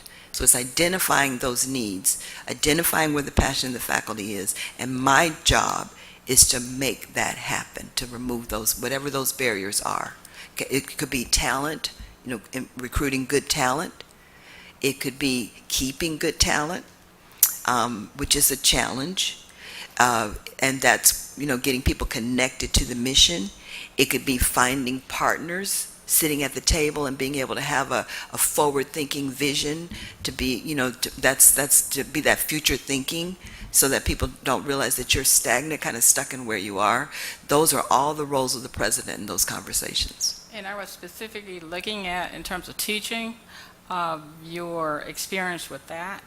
My own teaching? Yeah, your teaching. So I teach. I wasn't clear in terms of the ranks and going through the ranks in terms of associate, full professor. For my own teaching, personally? Your own experience, yeah. My own personal teaching. Yeah. Okay, so I teach at the University of Texas at Austin in their doctoral program right now. I teach it. I will continue to do that. It's an online course. I will continue to do that. And I also do several panels across with other different entities. I have one coming up at Harvard to talk about leading from an anti-racist leadership. This is my second. I've been invited back to do that. I'm teaching like a panel, a course there. So my own teaching, I would love to continue teaching, because that's how you stay connected to higher education. Because when you're an administrator, you could sit in your office and never see a student, and that's a problem. Yeah, that was I needed Okay. clarification Yes. in terms of Yes. whether you've gone through the ranks in terms Yes. of associate. Right, I got into higher Full education. Right, I got into higher education in a tenure track teaching position. That was my first job, and I was asked to be the chief information officer, so I transitioned into administration, but I have always taught. And the other day I had I taught a first year experience course and a technology and education course when I was an administrator at Houston, at Central State University. And the other day I got one of my first year experience students tagged me on Facebook because he saw I was in the a story for Apple about the racial justice, and he works there, and he saw that story, and he tagged me and he said, "Best first year experience teacher in the world." That made me smile. So young people, they stay attached to you throughout their matriculation, and that's the rewarding part of the presidency. But I am not an administrator to sit in my office and not be engaged and connected to the teaching, because that's the beauty of the. And then my follow-up is, at a complex institution, a comprehensive complex institution like Alabama A&M, all of us experience budgetary cuts, Right. major ones. Right. How would you manage that major, Yeah. a major cut, given the programs, Yeah. the faculty, It's hard, students? right? It's very hard, and you have to do it from data, data-driven, with an understanding of the vision and the mission long-term. And what I mean by that is sometimes the data will indicate that you need to cut program A, but program A is not the position what you need to cut, because it's integrated into the heart of the institution. And you have to grow while cutting. And by growing, I mean cost containment. Not always, we don't have to cut our budget. Sometimes we can contain our costs by looking at our large contracts, by looking at how we process things. Do we burn down a lot of trees with a lot of paper? Little small nicks that really dig into your budget. Looking at our staffing, looking at our processes. You have to be in a continuous improvement. And a person who has had to balance budgets for a very, very long time, it's not easy. But there is a skill to it. And you also sticking to your strategic plan is very important, because a vision and a strategic plan without a budget behind it is just a dream. It's not really a plan. So staying true to that. A balanced budget is crucial, and balanced budget also means you also have to have some dollars, flow to that bottom line so that you're staying fiscally solvent. So it's a puzzle. But it is a doable puzzle. Good morning, Dr. Burnett. Good morning, Austin Smith. How are you? I'm fine. How are you, sir? Well, myself. Good. My question is, and it's a two-parter. Number one, would you agree that students are key stakeholders in an institution? And then on top of that, how do you engage with the ordinary student that's not just at sporting events or at other important events? how do you truly engage the average ordinary student? Because I am the SGA president, you'll see me a lot. But how do you engage with somebody that is not in my position? Right. Yes, the students are a key stakeholder, hands down, no questions asked. We have Man Crush Monday and Women Crush Wednesday on campus, and it's to lift the men and lift the women. So my public relations person does a wonderful job. I have a really good team of people there at Houston-Tillotson. It's taken a while, but there's a good team. He was getting all the Austin Smiths, as Man Crush Monday, and Miss HT as a Woman Crush Wednesday. And I challenged him. I said, you got to go and find that student who is not a student leader on campus, and let's lift them, because they too have a phenomenal story. And he did that, and it got more hits, more likes, more, because the purpose of that is to really lift the university, to show who the students are. So it was to bring out that student and to really put them in the spotlight. And to, when I'm walking across campus, I make students talk to me. They don't like it sometimes because they're head down, phone, texting, earbuds on, and I stop and talk to them, especially those students that I don't recognize, because that means I haven't seen them at a lot of different events, because they're having an experience too. And the best way you learn about an institution is two ways, well, many ways, but two of the top are visit the library. It tells you the story of the institution.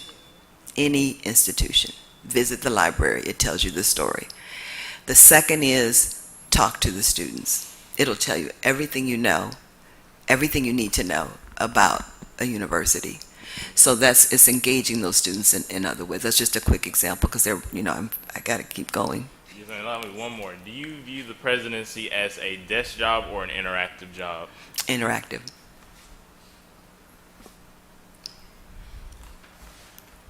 Thank you. I've got several questions for you, Doctor. The first, you mentioned in one of your presentations on Zoom about becoming or being a Steinway campus. Mm-hmm. How many music students, grads, do you have in your program?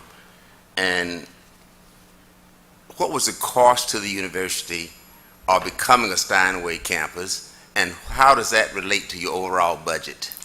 I don't know the number of students that graduating off the top of my head for the music program specifically.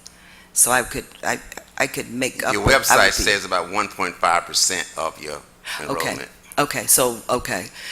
And I apologize. I just don't know that number off the top of my head. There was no cost to the university for us to become an all Steinway school. And this actually captures some of the other questions that I had, that journey. When I started at Houston-Tillotson, and I would do the same thing here at Alabama A&M, is to ask, what is your center of excellence? What do you, as a program, excel at? And what do you need? And what's your vision? And what do you need to become that center of excellence? So my music department, the chair of the music department, came to me and said that the institution had aspirations of becoming an all Steinway school. At that time, I did not know what that meant, to be an all Steinway school. So he walked me through it. I did my own research, and it was going to cost the institution a little over $1.2 million, because you have to have all Steinways, clearly, and some other things in that loop. So we launched a campaign, an intentional campaign, to become an all Steinway school, to grow our enrollment, to move away from that back to the data-driven piece. We have a phenomenal choir, just a phenomenal choir, and to grow our music department, because many of those choir members were not music majors. So we launched this campaign, and a gentleman came to me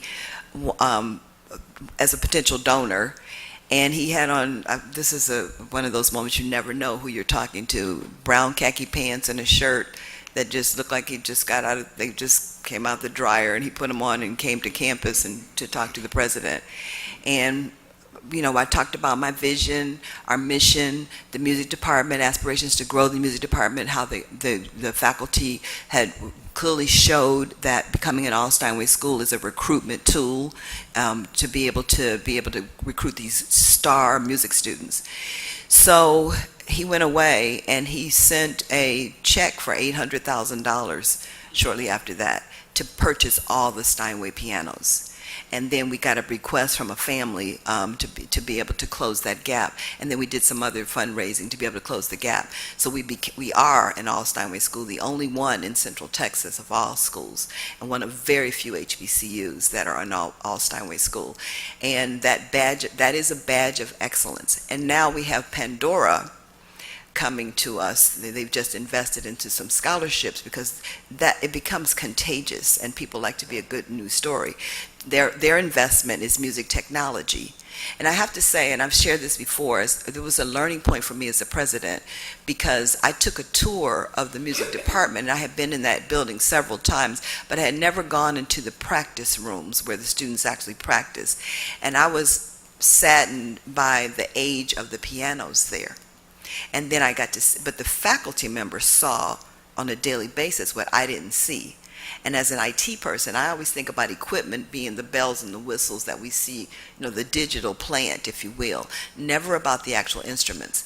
And now we've built out a band program that the university did not have a band before, and I'm very, very proud of that. We've actually built out a band program, and we won the band competition for Tennessee State's had a coding academy, and my band participated in that, and we won that competition right out the gate, pushing for excellence.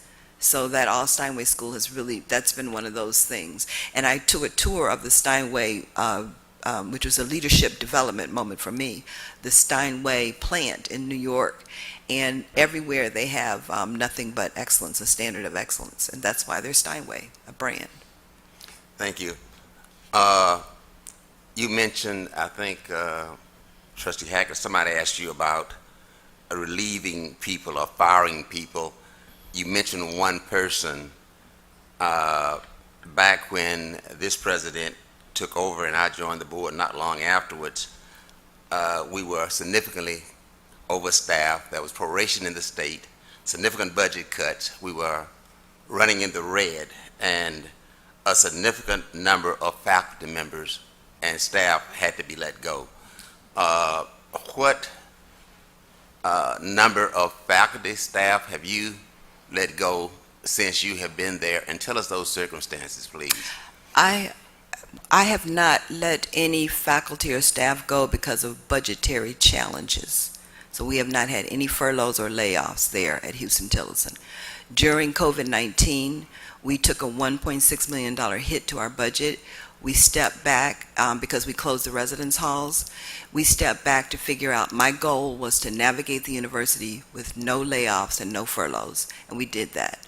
That's from a lot of work from a lot of people. We reassessed our contracts, which is what I was saying earlier. We contained our cost.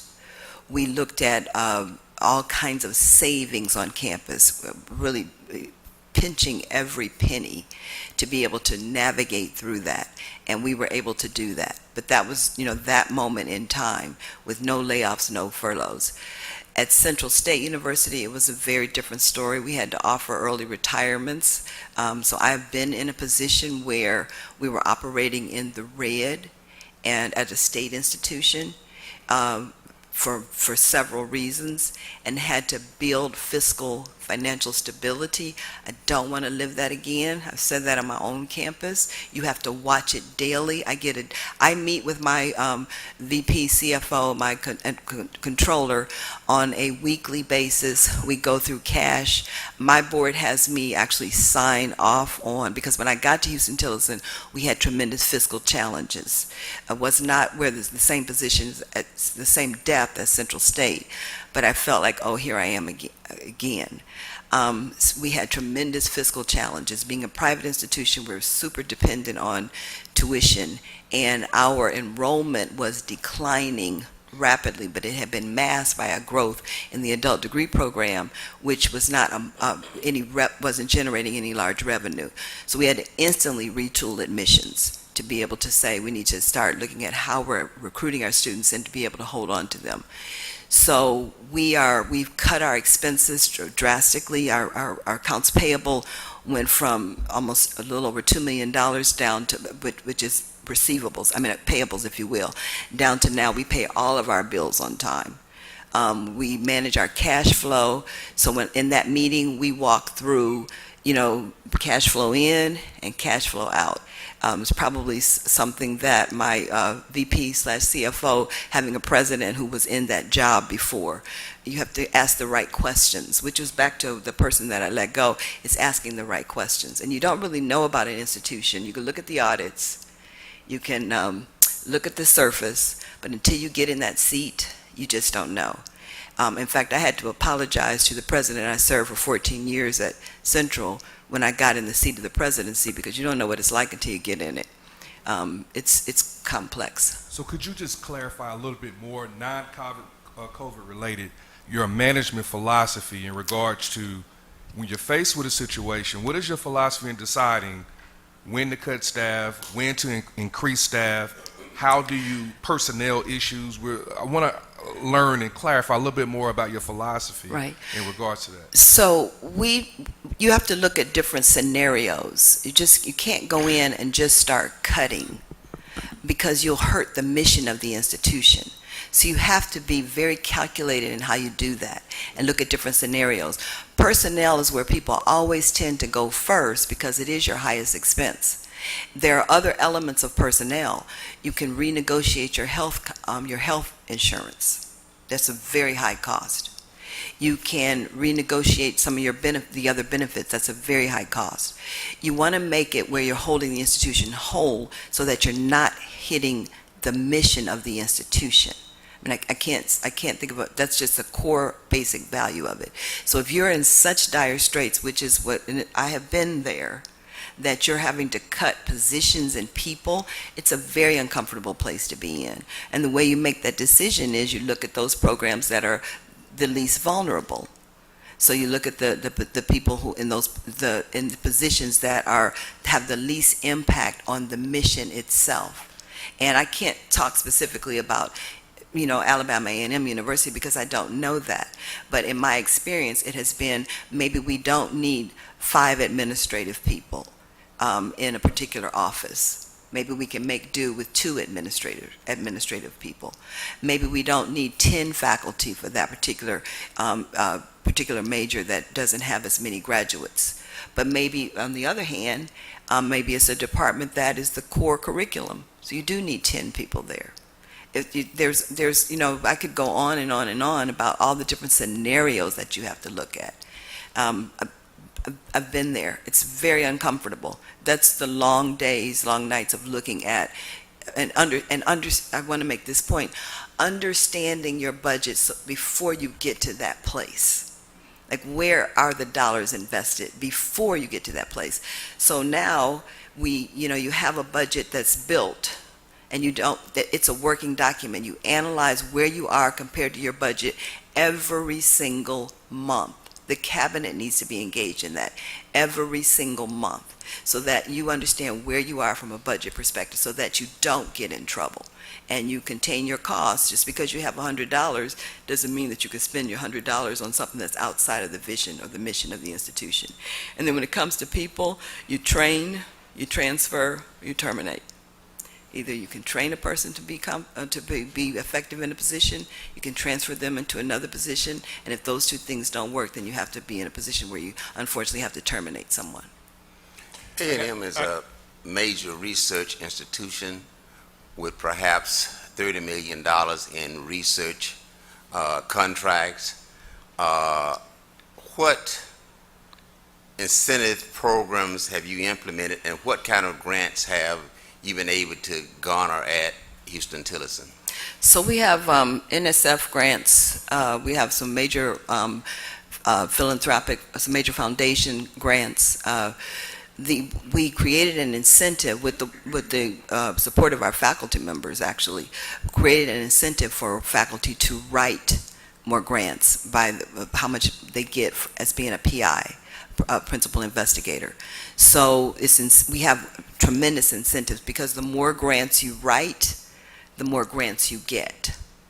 And also focusing on very specific entities that we want to continue long-term partnerships with, like NSF, like the Army Futures Command, the things that we've really now gotten into a position to build long-standing positions, and then performing. That's the key thing. Once you get that grant, you have to hold true to what the grant said you were going to do. So if we get a grant, I'll use this, my passion project of the African American Male Teachers Initiative. If Apple gives us $1 million for that particular grant or whatever the dollar amount is, and we don't produce any graduates, we're not going to continue to get funded. So we often forget about that. Once you get that grant, you have to perform. So if it's a research grant, there are very specific things that we put deliverables in that grant that we're going to actually do, and it's continuing to hold ourselves accountable. Another part of that meeting that I have with my business office staff is they give me a report of all grants that the institution has, the actual, what we received, what has been spent, and what the due dates are, the timelines for that grant.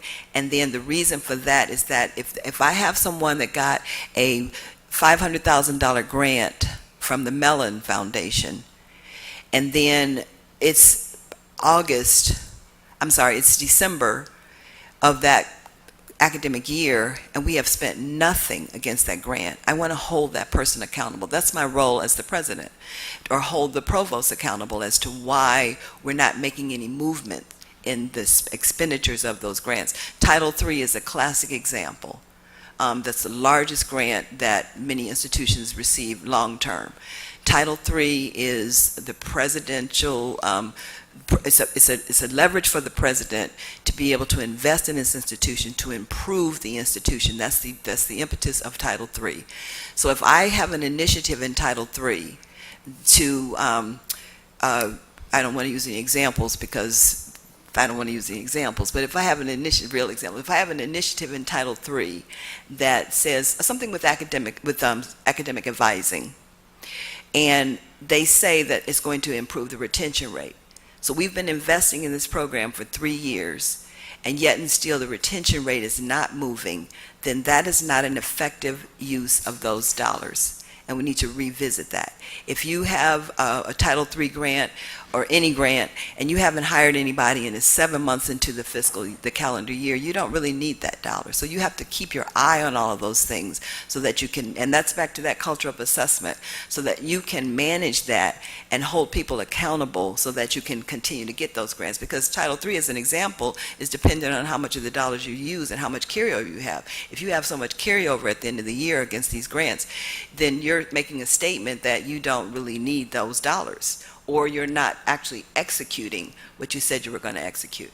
So, write more grants, hold yourselves accountable to the deliverables of the grant, and the grant office, your sponsor programs office, your sponsor research, whatever different schools call it different things, that they're out there really beating the bushes to find opportunities to be able to expose faculty to. So you have an office that is their responsibility. To be able to go out there and find different possibilities that faculty don't have time to do, in addition to their teaching load, their research, etc. So you have an office to be able to support that, and then holding ourselves accountable that we actually use those dollars for what we said we were going to use them for. Could you give us an idea about the dollar amount that Houston-Tillotson now has in grants? Minus Title III, it's about $5 million a year. In our budget, it's about $5 to $6 million a year for gifts and grants. Most of that's Title III? No, outside of Title III. Outside of Title III. And that's just at Houston-Tillotson. Okay. Dr. Burnett, question. Dr. Jones and Dr. Ball brought something up. So you got some extensive, you got a gift by looking at the books, audits and things. When you have an institution or business that has a lot of money, there's a lot of waste. If you had a choice of waste and increase in faculty wages, would you come to an institution looking for waste so that we can retain our faculty? Oh, definitely. Because most businesses are choosing the waste over the faculty. Give me an example of all the things we talked about, why it's so important to go inside the books to protect the faculty in this new America. Definitely, and that's faculty and staff, because you can't keep people motivated, or you can't hire good people without very competitive salaries. So that's just a given. That's a constant. That's a constant where the waste is. I'm in the chain for approvals for expenditures, and very large expenditures. I need to understand what that is. And to Trustee Williams, I think what I'm hearing is the volume of grants. I think the volume of grants is important, but I think the mechanics behind those grants is even more important. And those mechanics are keeping your finger on the pulse of what's happening at your institution from all of those dollars. It's tuition dollars, state support, all those revenue streams, understanding them and understanding that they're truly being invested in a valuable way. And the waste it's inexcusable for you not to be good stewards of your resources. It's just inexcusable. And it's very obvious. It's very obvious when you just look at it. That's good. Any additional questions? Go ahead, Trustee Robbins. Dr. Burnett, what's your views on, or your thoughts? Let me just start with this. The Pro Tem has started an initiative in a consortium within the state that deals with mental health and substance abuse, alcohol, substance abuse, and we want to continue that and to stand out as a leading HBCU. What are your thoughts and your views on, if you're elected or selected as president, in keeping that going? Definitely. COVID has actually heightened that. When we surveyed our own students about what their challenges are, their mental well-being was number one outside of technology barriers. So that's a definite need across the nation, particularly coming out of this stressful environment. So, and that's one of those things that through a listening session, I would hear as something that's ongoing, and it's a bright spot, to use that analogy again, that we want to continue that and continue to lift it, to find what is your flagship program, what is your excellence, and investing in that and finding it where you're doing it in a very effective, cost-effective way, so that you're getting the best return on those investments. Go ahead, Trustee Jones. When you're making these kinds of hard decisions, when would be the time that you invite the faculty into the discussions? The beginning. In the beginning? Mm-hmm. In which ones? Well, on my campus, it would be the representative of the Faculty Advisory Council, which is like a Senate, and the chairs. In fact, right now, we are in partnership with McKinsey consulting firm, and we've learned a lot about our campus through data analytics, et cetera.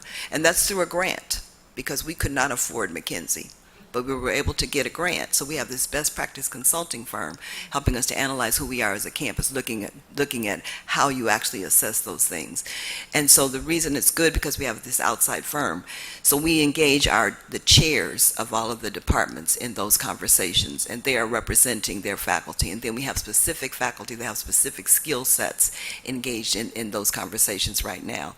And that's from the beginning. And then when it gets up to making a decision, as the president, I'm accountable to the board, so it's an informed decision, but the final decision is actually myself with all of the information that people give me.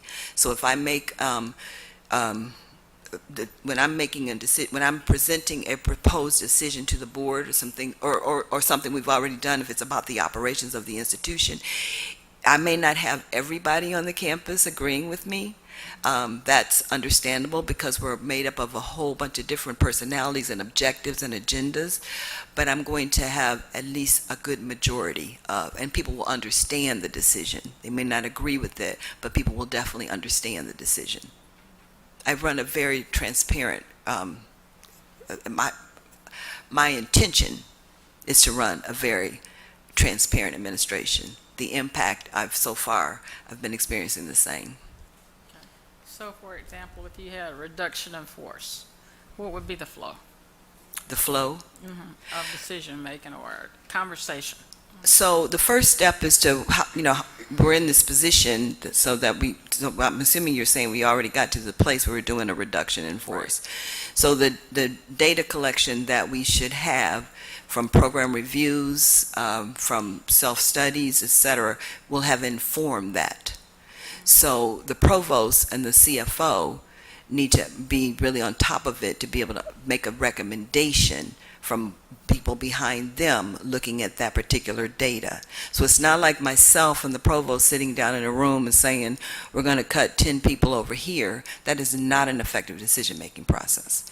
So the flow would be, we identify the dollars. We finally got to the place where it has to be a reduction in force, which is always the last opportunity. And at that space, you're coming from what's that data behind it, the number of graduates, the number of faculty that are in there, the number of students enrolled in it, all that, all of that should be happening on the campus already. And if it's not, then that explains how we got to this space to be a reduction in force. I mean, it's a kind of a chicken and an egg. So. Dr. Burnett, what do you consider your number one superpower strength? Relationship building. I am a relationship building, and I like to build trust. I do think that is a superpower that I have. I have not said that out loud like that, but I think building, I'm going to go out here now, it's my superpower, but building relationships and getting people at the table to honestly have a conversation about, because where we are as an institution, it's not where the president is or where the vice president of enrollment management is or the VP of IA or the dean of students. It's where we are as a university. And that takes some work. I mean, I'm not Pollyanna and realize, because I've lived it at 2 institutions. So I realize how complicated it is, but it is doable, and we do get in our own way. I like that particular piece. So based on that superpower, can you describe a situation where you disagreed with a governing body and how you dealt with that, or how did you handle that situation?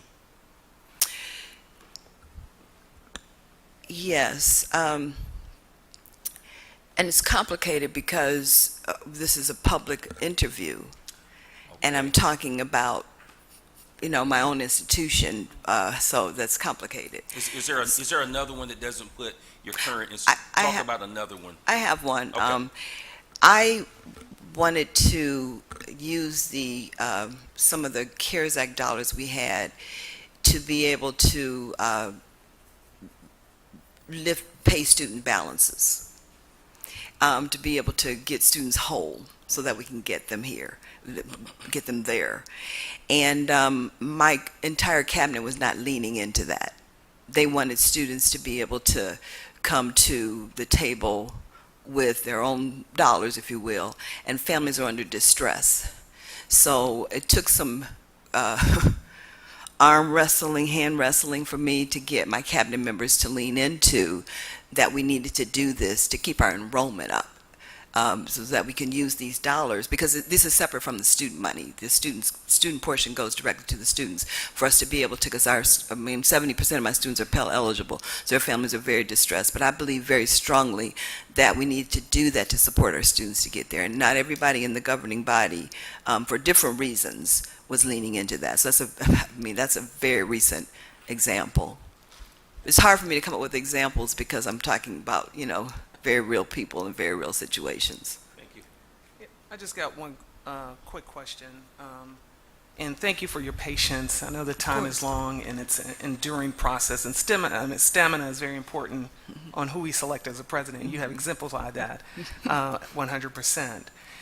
As a student of this institution who face critical issues in certification and SACS evaluation, and sometimes at the most critical moments where presidents leave and we're left behind trying to find someone, and we're stuck in a situation where our accreditation process may have been in jeopardy because we didn't have someone to instantly lead.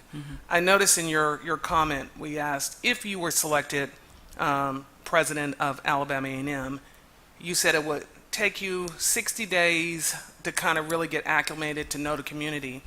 Can you tell us anything that you may have experienced in a situation where you entered into an institution where you had to hit the ground running, something like trying to get accreditation quickly and not having the 60 days to get yourself together? Can you walk us through what that would look like if something like that was to happen if you became president of an institution? Right. When I got to Houston-Tillotson, it was right at the point of its 5-year. And the director of institutional effectiveness resigned.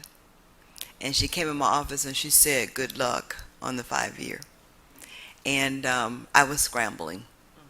So if I'm repeating that again, that's my I've had that experience. It's not a comfortable one. And we did it. Because right, I would not have left Houston-Tillotson University at the point of its. I wanted to go through the reaffirmation process. I wanted to experience my institution getting reaffirmed because we worked hard to get it to that place. But if that had happened, if I got run over by a bus, there are people at the institution who really run the institution and who really manage the institution. So, I like to think that I'm important on my campus, but that campus is 146 years old, and it's strong, and it's resilient, and it will persist. And with accreditation, I just recently was asked to sit on the board of the Council of Higher Education Accreditation, CHIA, which is the body that recognizes the other national, regional, and programmatic accrediting agencies like SAC-COC, Higher Learning Commission, et cetera. And I'm honored to sit on that, but I'm also hungry to sit on that because I've done visits as the president. I've been the president evaluating other institutions, and now I just went through it through my own. And that accreditation process is very intense, and you have to start it long before you come up for accreditation. So if Alabama A&M University, Alabama A&M University is moving into its accreditation, that should be something that's inherent in the institution, just like an audit. You should be taking care of your business all the time so that you're not so scrambling. However, that being said, you have to have a mock visit where you have people come and pretend like it's a real visit.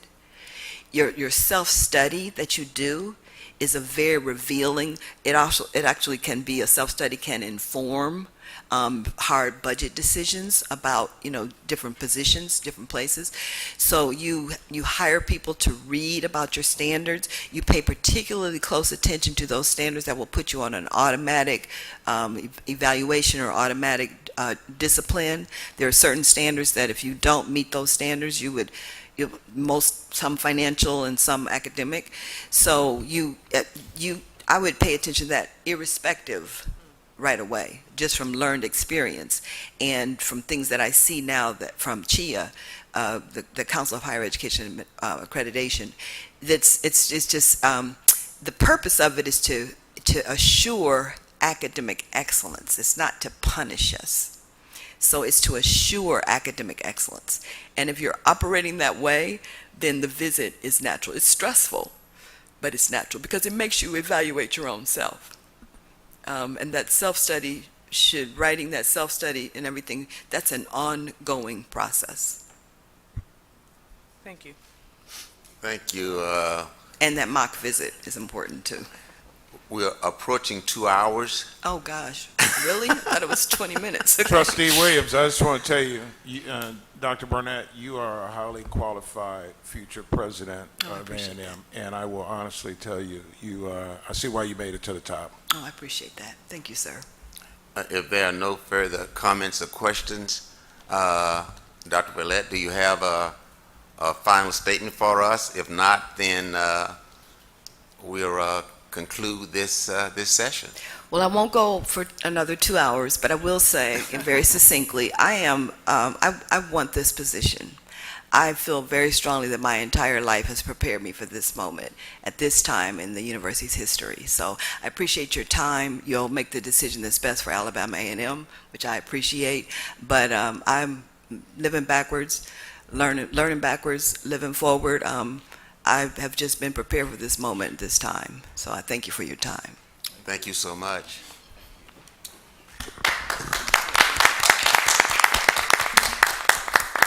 We're at 10:51. We're way over schedule. What do we suggest, 11:30 or 11:15? 11:15? Yes. 11:15 it is, okay.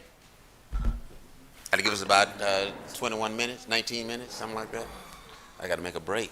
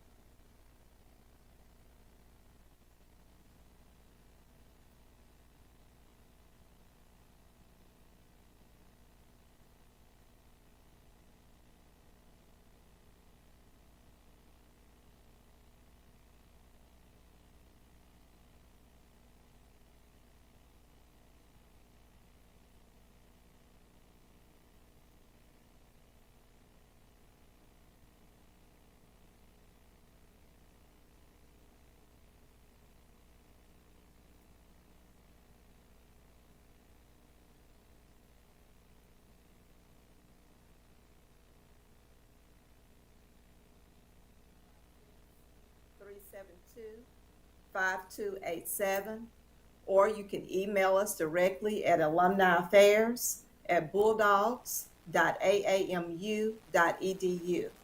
Because what we don't want to do is start sending you emails that you're not interested in.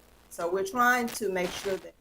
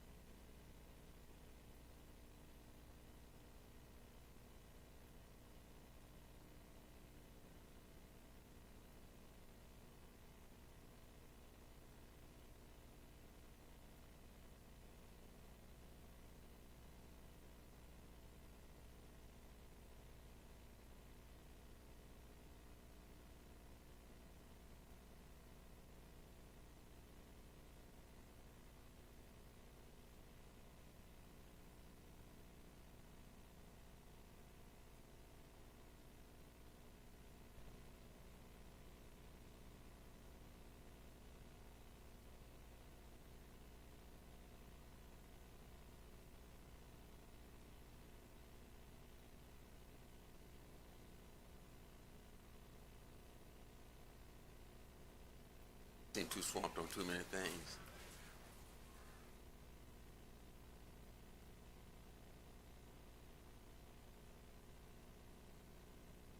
I hadn't followed what's going on.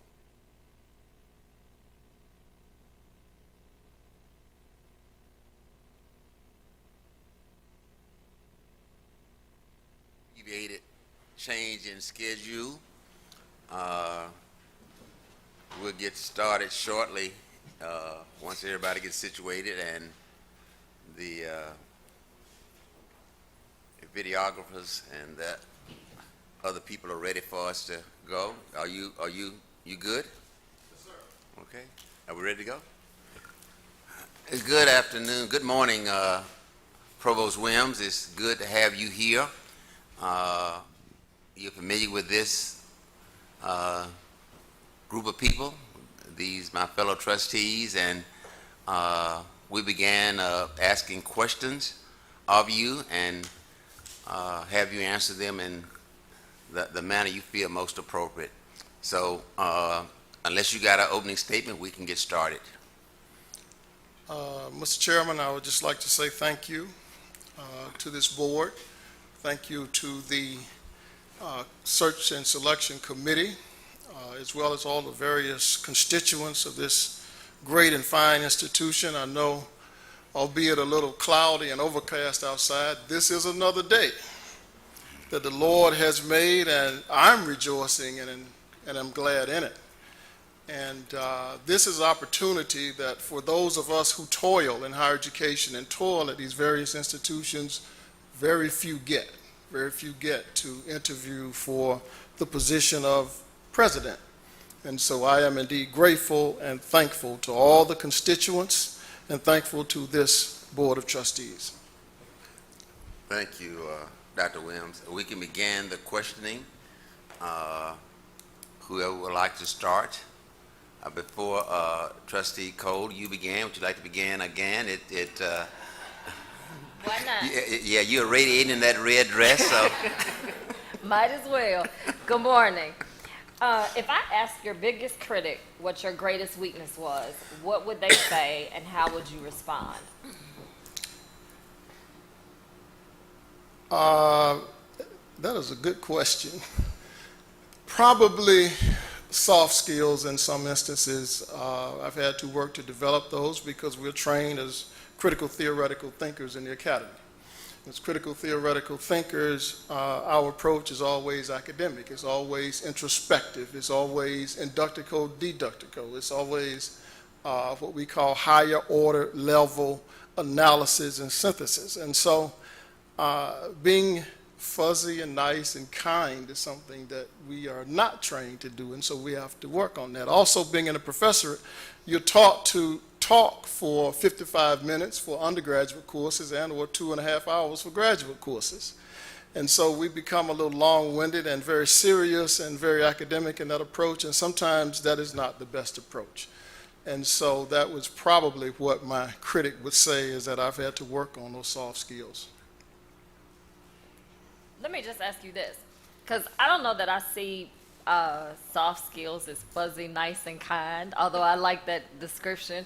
But how do you, for your critics, how would you, or in even those constituent groups or those persons that you come in contact with who may not necessarily be supportive, however, running an institution, maneuvering between all of the different groups requires an ability to bring people along. They say you can have great leadership skills, but if nobody's following, correct, they're just skills. So knowing that that's what your biggest critic may say, how would you then still be able to, or what would you do to still bring people along who may not necessarily be, warm, fuzzy, and get that from you? Well, two approaches. One is one of the great philosophers that I've read every word he's ever written. So Dr. West always taught us that the precursor to any personal and social change is communication. And so you have to communicate, because whether we like it or not, this is an election process. and people vote. They vote formally, as you will as Board of Trustees, or they vote informally in the court of public opinion. And so in that instance, what you have to do on the back end, because you know that there will be people who are for or against. There are people who will vote for and there are people who will vote against. The good takes care of itself. Those who are for, they're with you. But those who are not, you have to try to win them over, and that takes communication. I think that's the first approach. Second approach is networking, and networking strategically. You have to sit and talk and discuss with them. You have to share your viewpoint and vision, but you also have to listen. That's a major part of communication, and even those who are not with you do have some good ideas and some good recommendations and suggestions. And so in networking and talking and moving throughout the community, being in their space and not being afraid to communicate with those who don't necessarily agree with you or support you. Now, that occurs in social and civic groups, it occurs in religious groups, it occurs in political organizations and entities and activities. It occurs at some of our extracurricular activities. But you have to be in their space and you have to communicate with them, and you have to accept the criticism, but share your vision and listen to theirs. Thank you. Chairman, can I go? I want to say, I guess it's still good morning. Good morning. Good morning. Good morning, Dr. We're Williams. matching today. So. Yeah, we are matching, and I was going to say, you look quite presidential. Thank you, ma'am. Yeah, so my question is to you, is our chief academic officer, who has spent a lot of times, you know, when I met you, have an opportunity to working with you for 3 years, there's a lot of things that I wasn't aware about your leadership, because it's quite difficult being in the shadows of a president. And I think I asked this question before, and I wanted to ask her again because I just wanted to get some clarity of it. Outside of being an exceptional provost, what other experience can you share with us, particularly me, that would demonstrate your ability to successfully lead this institution as a president? Because I think, you know, in talking to many of the community leaders, that there are programs that are happening, many people are not aware of the involvement because, again, in the shadows of a president, and Dr. Guinea's legacies is outstanding. So just tell us how you would demonstrate your ability to successfully lead this institution. Well, a couple things. One is not just been a provost, I've also been provost, vice president for academic affairs, and vice president for research, which that is something that's very unique and different. And that means that the majority of our faculty and staff, as well as our resources, are in those two units. Because we have, as you know, a $40+ million portfolio of federal funds that we process, as well as all of those funds on the academic side and the staff on the academic side. That is a very good question. I've had, the opportunity to also serve as an executive vice president at another 1890 institution where all of the vice presidents and all of the units reported to me. And so I had the opportunity to manage everything from academics to facilities, athletics, sponsored programs, student affairs, advancement, and fiscal affairs, as well as human resources. And so both of these opportunities have uniquely prepared me to manage the enterprise. But as you know, the presidency is bigger than managing the enterprise.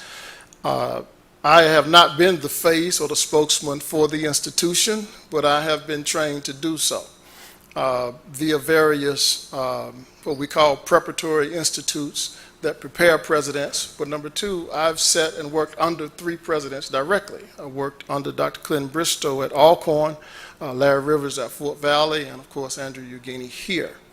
And so part of that preparation has been not happenstantial, it's been direct. I've been prepared for this moment. But to pivot, communication is key, whether it be verbal and written, but also the ability to connect with people is very important. And so the evidence is that I've been able to connect with faculty. I've been able to connect with staff. I've been able to connect with the various constituent groups across the 1890 community. been able to connect with members of the Association of Public and Land Grant Universities. I've led the Academic Affairs Council for the state of Alabama, which includes all 14-member Commission on Higher Education schools from University of Alabama down to Montevallo in Athens. I've had the opportunity to serve on national councils. I've served as a reviewer for SAC-COC, and I'm right now leading 2 teams of 2 traditionally white institutions for their review, for their reaffirmation. So all of these experiences prepare you for leadership because the key beyond just connecting with your constituents is decision making and ensuring that the institution, that we develop a culture of compliance, we develop a culture of continuous improvement, and that we ensure that our institution is not found, as we've seen some recent institution having fiscal issues or compliance issues or accreditation issues or staffing issues. And so if you don't have experience coming up through the ranks, and someone has a vision that they share with you of where they think they can take you, they don't know what can happen under the covers. They don't know what to look for, don't know what to watch for, and you'll find the institution going into a tailspin. So that's just some of the things that I would say that we have been prepared to pivot to move into the presidency. And I just want to add on that. I think a lot of us, and I think those who are listening, alumni as well as community leaders as well as students, being a trustee, we are privy to a lot of things that the community, students, as well as the community, they don't see. Right. You have been very critical and you've been very critical and successful of developing our STEM program here at the institution. Yes. And I think I've asked, it's no secret, asked every presidential candidate, what innovation is something that's at the core of what A&M is and where we're going in our direction. I don't think many people really understand the STEM booklet that you created under your leadership. Can you just expand on that to people who are listening, as also to some of us that may not be aware? Because I read the booklet from front to cover, and some of the things I read, I know in having discussions with people who are talking about what we need as a president, it's the foundation of that is in that booklet. And I just want you to kind of talk about that, because many people don't understand how that developed and where it came from and why it's so essential to this institution. This institution, and thank you, Trustee Gainey, that's very critical because a lot of our discussion move away from the core of what we do and look at the extracurricular versus the curricular, and that is a curricular question. We have decided as an institution via our strategic and master plan decades ago that we would invest in science, technology, engineering, and mathematics first and foremost. We decided to develop doctoral programs, 3 of them, in STEM areas. We decided to build an engineering building. Even in the consent decree, this is what we negotiated for, if you remember, during the Knight Sims agreement and court case. And so as a result, what we have done is just continued that, but also enhanced it and intensified it. What we have is research and contracting and academic programs that focus on cutting-edge STEM areas. Right now, we're developing and ramping up in artificial intelligence and cybersecurity. We are going to move very quickly into data analytics, which will cut across the curriculum. We're moving all of our curriculum areas to consider coding for their students so that they will have stacked credentials once they complete their baccalaureate and or master's degree. On top of that, we are recruiting and trying to employ people who are prepared to engage in research in bioenergy and alternative energy. We also want to look at solar, which if you saw in that, we really would like to look at our experimental farm and see how we can engage in not only solar research, but alternative energy that we may be able to use for our campus. And that will save on some of our utility costs. But that booklet is just an indicator of what our programmatic thrust is, because we also have a capability statement that we share with defense contractors, that we share with our partners at the various governmental agencies, to include DOD, the Department of Defense, and the Department of Energy, NIH, and NSF. And what that is, it shows the capabilities of our researchers, the capabilities of our partners across the 1862 and 1890 land grant environment, and how we're able to work with partners both intra and interstate to expand our footprint. And so our faculty on campus have done a tremendous job, even though in many cases they're overloaded, as I'm sure Dr. Jones has told you. Even though they mentor students, they advise students, they mother students, they counsel students. And they also involve themselves in extracurricular activities to include management of our students' clubs. But they find the time to write proposals, to respond to solicitations. And what we've done is created an environment where we're able to help them and push them to do this. So we have a win on grants and contracts of approximately 50% of those that we compete for. That is major when the average is about 10%. Well, that also means that we don't just go out and compete for anything or respond to any solicitation.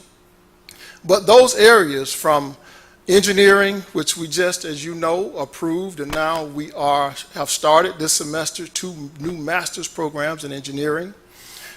We also have a material sciences and engineering program at the master's level. We have ABET accredited engineering programs in computer science. And then on the agriculture, 1890 side, we have 2 doctoral programs in environmental sciences and food science. And we have about 37 master's programs, and about half of those are STEM. And so all of our research and all of our contracting and experiential learning opportunities relative to STEM is not happenstance, it's intentional. And we think that that is what will take this institution to the next level. But now we cannot ignore the arts, the humanities, the languages, because that is the foundation of our holistic development of students. But we also have most of our students who are not majoring in STEM, they're majoring in other areas. And so that's why we invested in our business school to get it accredited, because one of our largest departments is there. Our largest department is actually psychology and social work. And so we want those students to be STEM aware and STEM prepared in coding if they so choose, but we also want them prepared to be able to go into their various fields or endeavor and be able to function as some of the top professionals in the country. All right, thank you. As a fellow Mark fellow here at the institution, as my advisor is Dr. Jones, when I was an undergrad student, that's important, and I think you hit something that's key. As we are looking for the next transition of president, I think HBCUs, you know, people normally compared it to a she, her, a nurturing institution, and that's something that we're looking for in a president, to make sure its interpersonal skill and its nurturing of a student and its faculty will continue to be the success of this institution. So thank you for your answer. Yeah, and one of the reasons that we are continuing to invest in STEM so heavily is not because it's our decision, but it's because the Department of Education, the various agencies, NIH, NSF, USDA has told us that, listen, we need your students prepared in these areas. Even in the Reserve Officer Training Corps, ROTC, the Army has asked us, we need STEM majors. And so we have to convince our students to consider these areas, because the number of minorities and African Americans are still dismal across the country. And as you know, in most of those STEM areas, if HBCUs don't prepare, which we're at a 50% clip, we're the ones who prepare and graduate 50% of the STEM majors. If we don't do it, it doesn't happen. Well, we're actually in the epicenter of why that's important too. Absolutely. And that's why I wanted to make sure we focus the attention and letting everyone who's listening know the importance of what has been built and what has been built and what we haven't done in the past. Again, thank you for your answer, Dr. Wim. Good morning, Dr. Wims. Good morning, Trustee. Looking good up there, man. Looking real sharp, presidential. We talked about the graduation rate, and you're the chief academic officer for the university. You've been here, what, about 11 years or so? So, according to the Integrated Post-Secondary Education Data System, and of course, you know, this collects the data directly from the university's Office of Institutional Research. The 4-year and 6-year graduation rates fall below the national average. Specifically, the 4-year graduation rate at Alabama A&M for 2012 cohort is 6%. The 4-year graduation rate at AAMU or the 2014 cohort is 11%. The 4-year national graduation rate is 33%. Now, when we look at the 6-year graduation rate for the 2012 cohort, that's 27%. The 6-year for the 2014 cohort is 29%. The 6-year national graduation rate overall, 52.7%. Can you share with the board possibly 1 to 2 strategies you will use as president, not as the provost, as president, if elected, to improve this student achievement? Great question, Trustee Robinson. Number one, I won't separate what we're already doing and what we're employing as provost from what we'll do as president, because we will just build on it and enhance it and improve it and increase and invest more in it. What we're doing is we're focusing on this retention issue. You have to increase your retention in order to increase your 6-year graduation rate. There are various factors that we have to consider as we look at what is affecting the graduation rate, particularly of historically black colleges and universities, and most importantly, historically black colleges and universities that are in states that are not high on the socioeconomic status ranking in the nation, and who do not have what we would consider, or what the nation would consider to be the best public school systems in the country. And so what we have is cohorts of students that come that have deficiencies. And what we, as a part of our mission and our raison d'etre, do is try to bridge those students to prepare them for collegiate level courses and for learning. A lot of students that we have, we accept because of our mission of access and opportunity. And it's our job to take those students and give them an opportunity to become learner ready and to graduate and move into the professional ranks and become solidly middle class or change the dynamics of their family. What you see in many cases is the number of students that are first generation college graduates at our commencement. We highlight those. But what we don't ask is how many of those are first generation college attendees, which is still significant. And then if we ask the freshman incoming class, how many of you in your family, this is the first time that you have entered into a collegiate environment? It is a huge percentage, about 40% of some of our classes. And so the number one determinant of student excellence in their undergraduate curriculum is, one, their parental expectation, and then number two, their teacher expectations coming out of high school. And so what we do is to try, through our various campus emphasis organization, our retention processes, to increase their level of not only aspiration, but expectation. Do you expect to graduate? And so how they perform their first semester in college determines pretty much how they'll perform for the next 4 years. And so we try to get our hands on them as soon as they come, and to change their expectation, to change their study habits, to utilize our support systems, from our advisement to our counseling services, but to become more academically inclined. Now, those graduation rates at Alabama A&M are in line with our peers. We're just not to where the national average is, but that's where we aspire to be. And we're going to have to get there because performance-based funding is coming. I have the dubious distinction of being on the performance-based funding work group aligned with the legislature. And so we've been meeting to talk about what those outcomes will be. And I am at the table negotiating primarily on behalf of Alabama A&M and somewhat Alabama State and Tuskegee and Talladega, because we all receive some state funding. And so we're looking at strategies, which is what your question was, as to how we address this.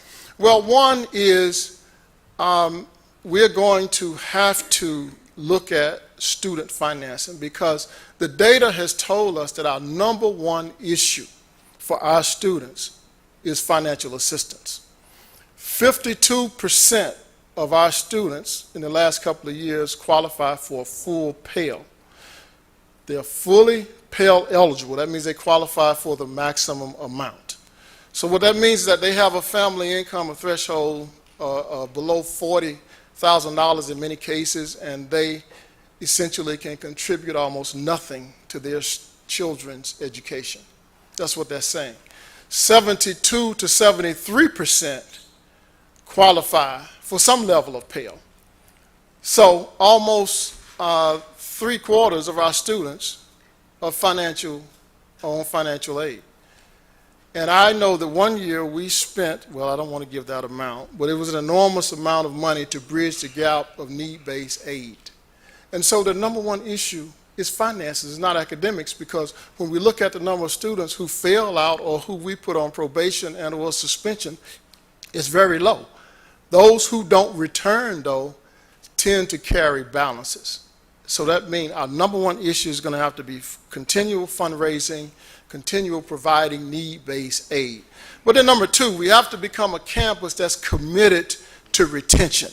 And we've been working on this, committed to retention across the campus. Everybody's got to buy in, from the people in residence life, to athletics, to ROTC, to band, those leadership areas where our students are performing well because they want to be involved in those extracurricular activities, or there's some compliance requirement for them to be involved.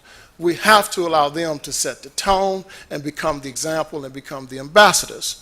But beyond that, staff, the whole community, we have to wrap our minds around this. And so we will roll out a strategic plan in 2025, or before 2025, and retention is already the focus of our Focus 2015 to 2025 plan, but it will become more of the focus and maybe even potentially part of our quality enhancement plan when we submit it to SAC-COC, or some aspects of it. One of those is advisement. Another one is mentorship. A third one is counseling. And another issue is student activities, because we find our students leaving and going home on the weekends a lot. We find them doing things in the city or beyond the campus that sometimes may be a little dangerous for them. We want them more committed and wedded to the campus. And so we'll have to revise student activities to make it a little bit more exciting, a little bit more fun, but not taken away from the teaching and learning experience. So those are some strategies that we will use, sir. Dr. Williams. Yes, sir. Impeccable career. I want to commend you on your career. Thank you, sir. Two questions. One is, as far as when you talk about STEM, I think Trustee Gainey brought it up. I sat on a panel 2-3 years ago. We talked about STEM, and so I want to talk about vision, get away from education, because I see something different in society and communities with our students that are educated with 2 degrees, 3 degrees. We focus so much on what they need to do, and they're doing what they need to do. But the number one thing that's missing in America for African American students is access. So I want you to tell me, in addition to that, what you're going to do as a president to give them access, because all of them are doing what it takes to try to get access from a degree perspective, sacrificing their families, doing what it takes to get to first generation. The reason I asked that question, in this community, I sat on a panel and every CEO had no clue, had no access to the students here. So what are we going to do different to make sure that the future presents our students with access? Because when they do get access, they've shown what they can do across the U.S. and the world. So give me some instances where we separate you as a president, what you're going to do different, and all the education in the world, it's still important that they get access to these companies, to the world access, so that they can be a light on the hill, which is what this institution has done. And the last question is, if you had a speaker, who would you have as your first speaker? The access question is very critical and very important, and it is an excellent question, Trustee Williams. There are essentially 4 things that we do as an institution of higher learning. One is to recruit. Secondly, we just talked about, which is retain and persist and complete. And 4th is placement. And so that is not only just a part of what we do, it's central to what our mission and what our purpose is. So to answer you directly, without being philosophical about it, one of the things that we are going to require is that all of our students engage in some type of experiential learning opportunity. Now, for the older folks, that's co-op or cooperative opportunity. For us who are a little bit younger, Trustee Williams, that's internships. And now we call them experiential learning opportunities, but we're already doing that for the College of Business. Before they can graduate, we will arrange or they will arrange, or cooperatively we will arrange for them to have some opportunity in either a corporation, an agency, a government, or organization, a community-based organization, nonprofit, where they get real work live experience. So the way that we're doing that is we're developing an industry cluster. We're developing a list of cooperations, of companies, of agencies, of organizations, of community-based organizations that will not only give those students opportunities, but also employ them. We have and will be engaging in trips to major corporations, because we do not have students currently at General Dynamics. We do not have students at Lockheed Martin. We do not have students at Calibri. We do not have students in large numbers at Apple, Microsoft, Google, but they are asking. And so we're developing those partnerships, those memorandum of agreements, those understandings, and those understandings are not just philosophic. They will come with numbers and guarantees that you will look at our students first and foremost and give us numbers of people that you will try to employ per year. I think we have somewhere in the neighborhood of 150, 160 companies that come to our recruitment fairs. What we would like to do is have so many come that we don't have a space to house them in, that we'll need the new event center to have it. It's just that many that come, but they come with the guarantees of offering our students opportunities as interns or as employees. But working directly with our alumni who are in those companies and corporations, working with our contacts. We have enumerative contacts in all of the Fortune 100 and Fortune 500 companies across the country, and we have a listing of those contacts, but we have to intentionally work directly with them to meet them in their spaces, and that requires travel, that requires time, that requires personal communication and personal touch. Now, the way we have to do that is we have to continue to invest in our office of placement, which we call career services. We have to continue to invest in our Office of Advancement to make those connections and establish those personal relationships. We need them to grease the wheel. I come in and make the final negotiations and sign the memorandum of agreement, and then hold them to whatever the agreement is. But thirdly, the preparation of our students so that when they go and they represent us, they do it in a very credible and outstanding manner. Because they, once we send them, they are the ambassadors. And whoever we have as alums in those corporations and companies, they're also our ambassadors. And so we have to work to and through them. And sometimes if you don't, you'll find that they will decruit you versus recruit. And so we have to make sure that those relationships are positive. Finally, we have to provide some incentive for our students to want to excel. And so there are various ways that we can do that. I would not want to talk about that in this setting, But there are various ways that we can incentivize our students to make sure that in these learning opportunities, as well as their initial employment, that they connect with us and help us to do what we did for them.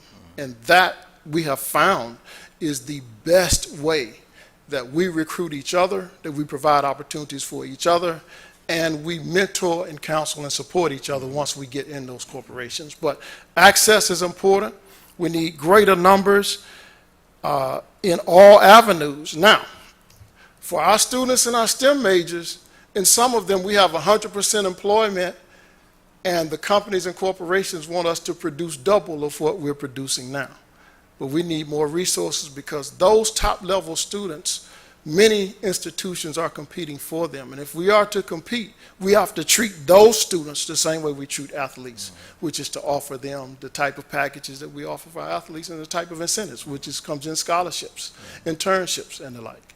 And so those are just some of the strategies. Follow-up question to that.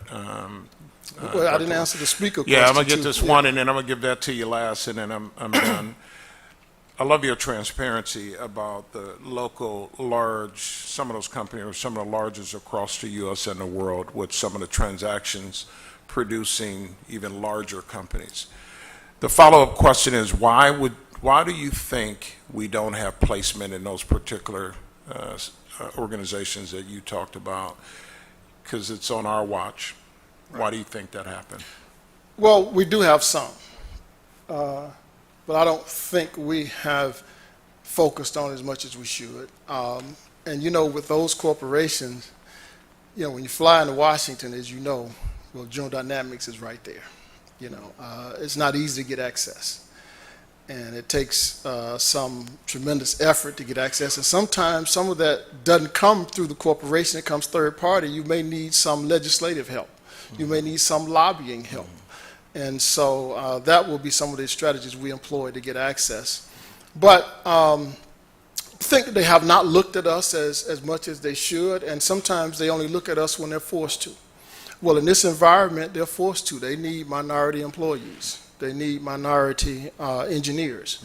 And we're the ones who are producing those minority engineers. So I think that's changing rapidly, sir. And so our responsibility is to produce the numbers that they need. And what I said to you is that we're not doing that right now because they need so many, and we are already at 100% employment. That means that our students are not necessarily looking for jobs. People are coming here and snatching them up and making them offers that are far beyond what some of our professors make as their first job. But I think a little bit more networking will help us with those larger corporations. Yes, sir. Now you can now, answer your that last question. My first speaker, I have a listing of people that I would like to bring to interact with our students. Some in the entertainment industry, of course, because that's who they know and that's what they like.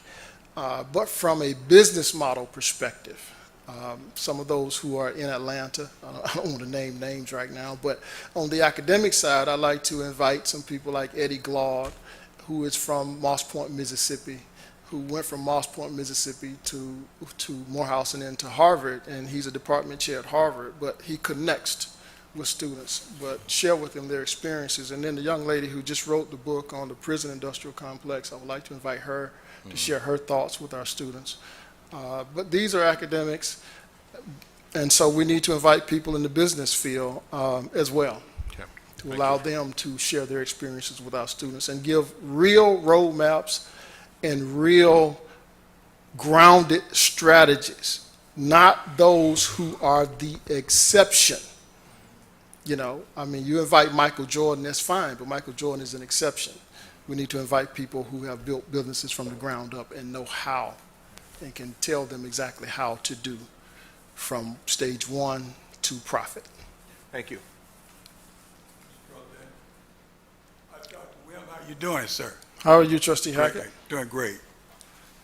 As president, it is essential to not only usher in changes, but also manage changes, particularly those changes that involve personnel. Discuss 2 or 3 specific cases or instance involving your leadership in change management? Please. Please forgive me, Trustee Hackett, but I missed a couple of words in your question. Could you As repeat president, it again? Okay. it is essential to not only usher in changes, but also manage changes, specifically those changes that involve personnel. Discuss 2 or 3 specific cases, for instance, involving your leadership in change management. Please. Well, the first one I'll give you is one where I think I made a critical error. And you have to, as leaders, admit that you made a critical error.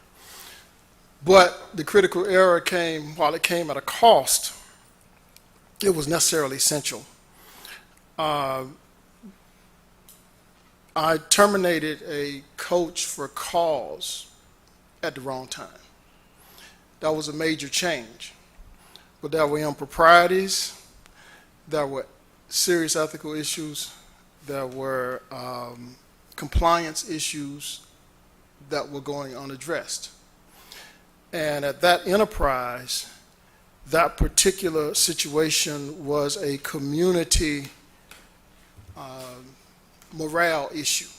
And so if we didn't change, we would have found it affecting the entirety of the enterprise. The reason it was a critical is that it was in the summertime. Well, you don't change football coaches in the summertime. You change football coaches in February. And at that time, there are very few people available.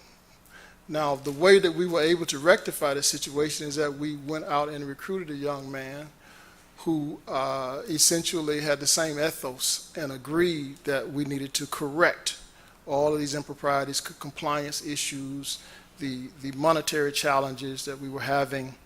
And so out of that, we were able to actually cut cost and build a better staff throughout the athletic department, because that person also served as interim AD for a while.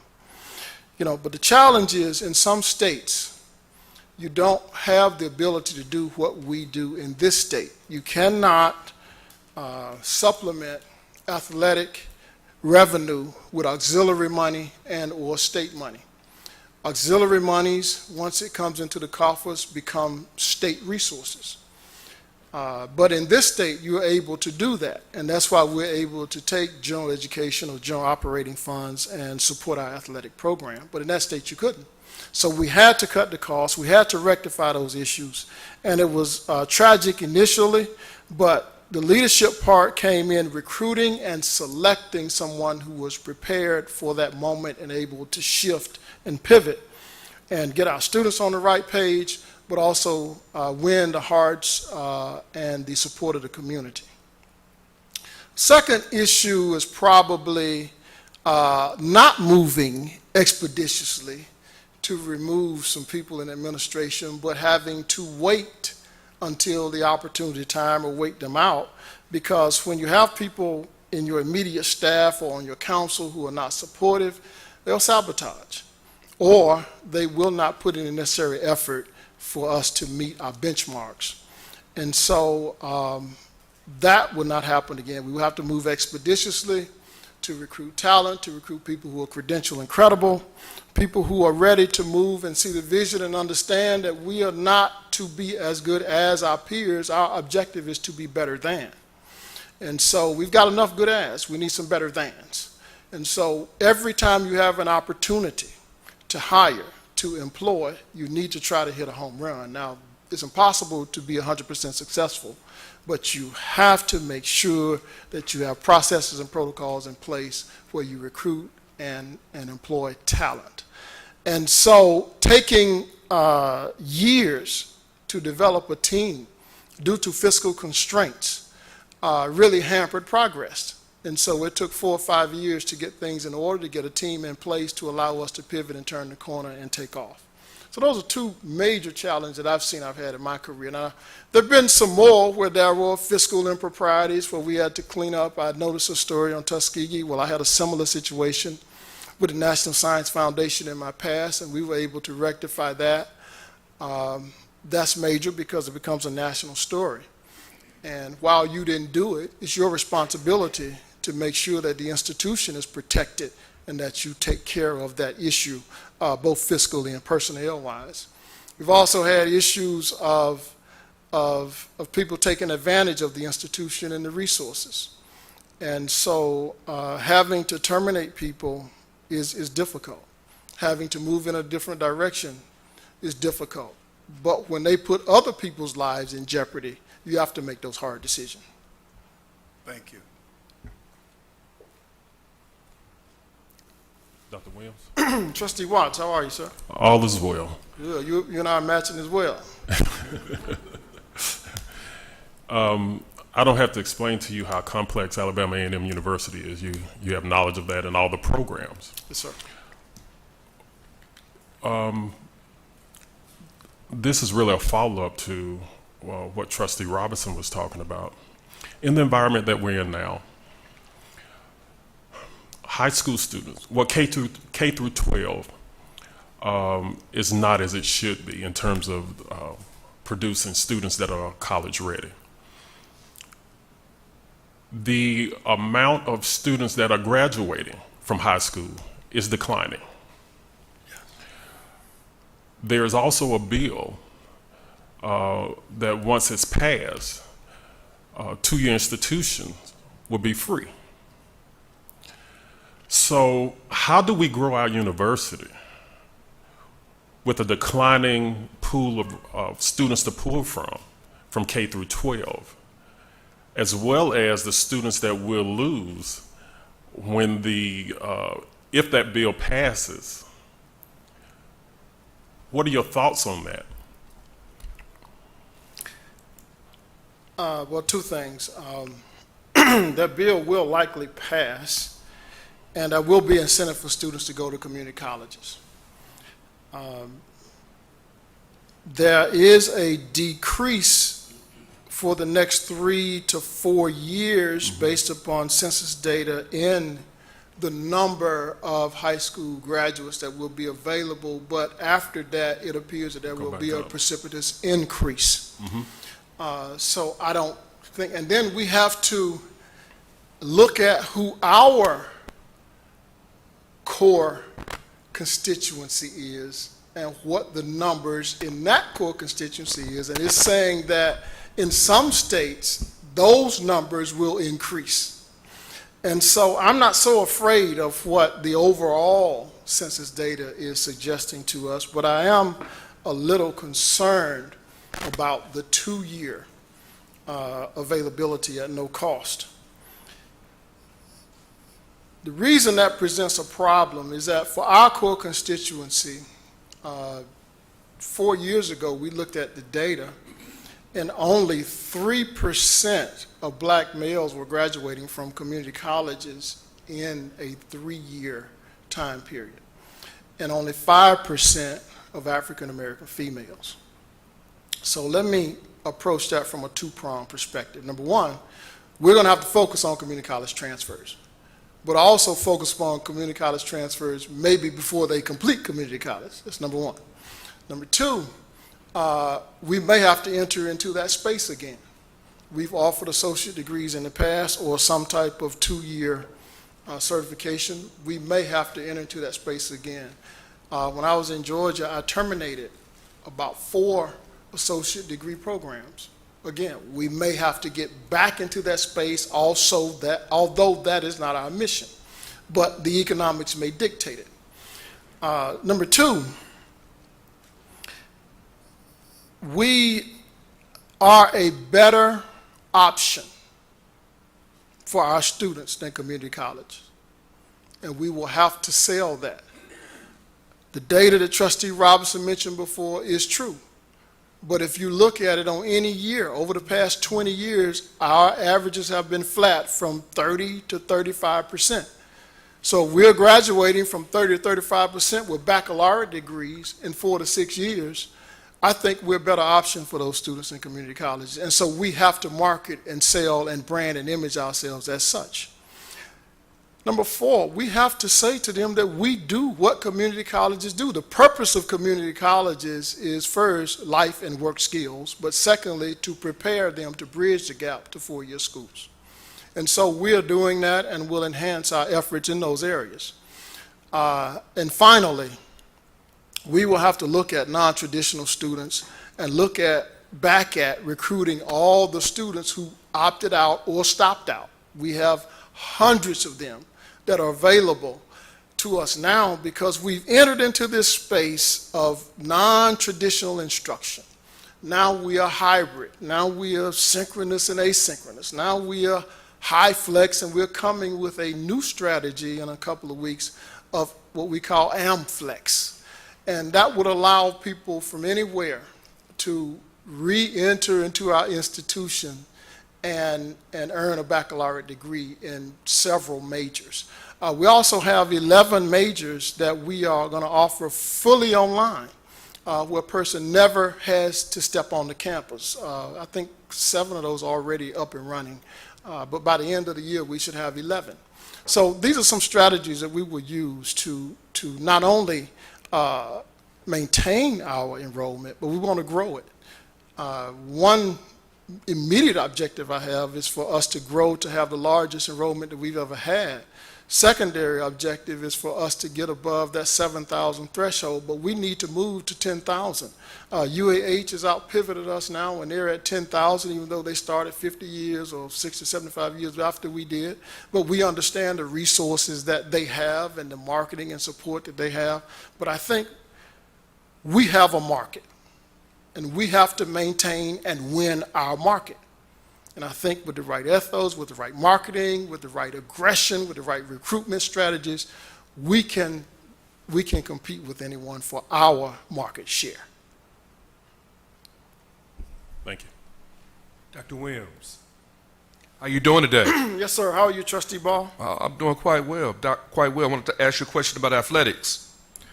The SAC COC indicates that the president has a primary responsibility for the institution's intercollegiate athletics programs. Alabama A&M University is a Division I athletic program under the auspices of the NCAA, offering 16 different sports, where at this university we have $11 million budget with over 350 students participating. Discuss your knowledge on how you would manage such a large and diverse enterprise, and also how you intend to grow it. Excellent question, because the last statement you made is probably the most important. Our budget is only $11 million. In athletics, I hate to say this because it kind of is counter to my ethos, but the bottom line is money wins. The University of Alabama in this state, for those of you who have not lived outside of this region, you'll find that academically they're not considered a citadel of learning. But athletically, they are considered in football the standard.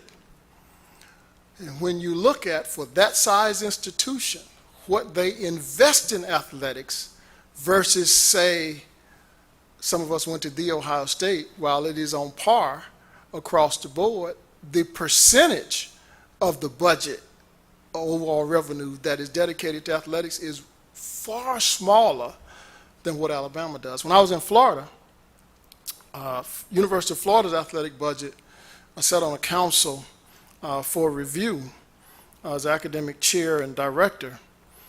Their budget was twice of what Florida State's. And so the question was, how is Florida State at that time able to compete with the University of Florida when their budget is twice in football what Florida State's was? So with that being said, there are a couple of dynamics that we have to look at. First, we got to grow the revenue.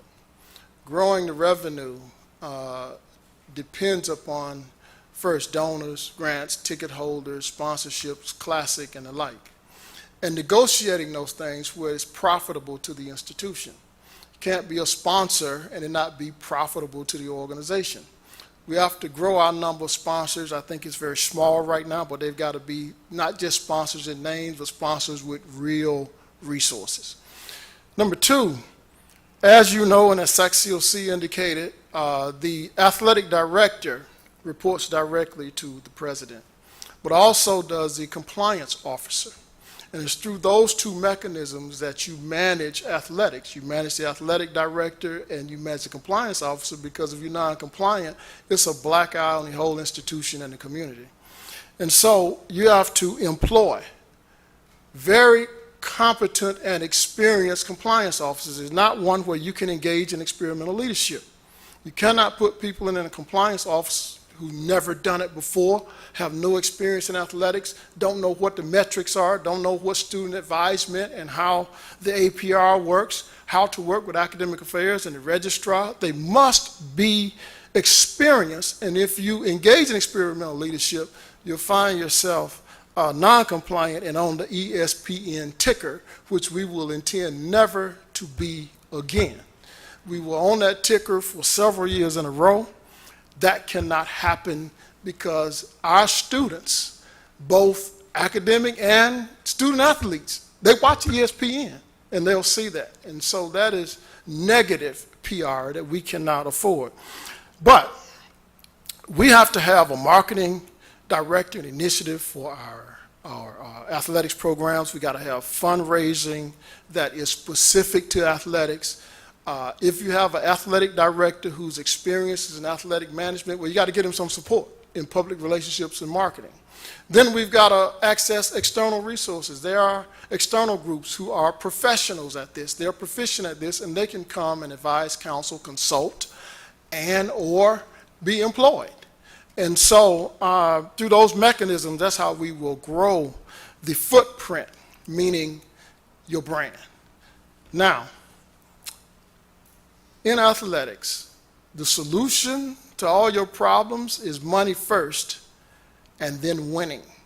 If you invest and lose, then you've invested in an enterprise with diminishing returns. But if you invest and win, then everybody's happy, and it seems to have a cascading effect of support, not only in people, in human resources, but also in money and in recruits. The final thing we have to do is, just like we want academic scholars, we want athletic scholars. And we don't want to be the last choice. You come to us after you fail somewhere else. Well, that's fine. But we also want you to consider us as the first choice out of high school. So if we continue to grow our brand, continue to get the type of athletes that we have now who have a national profile, others will follow. And then we have to promote that profile, but do it intentionally through all avenues, whether it's our traditional public relations apparatus or social media, which we have found that in that arena now has a normative effect. Thank you, sir.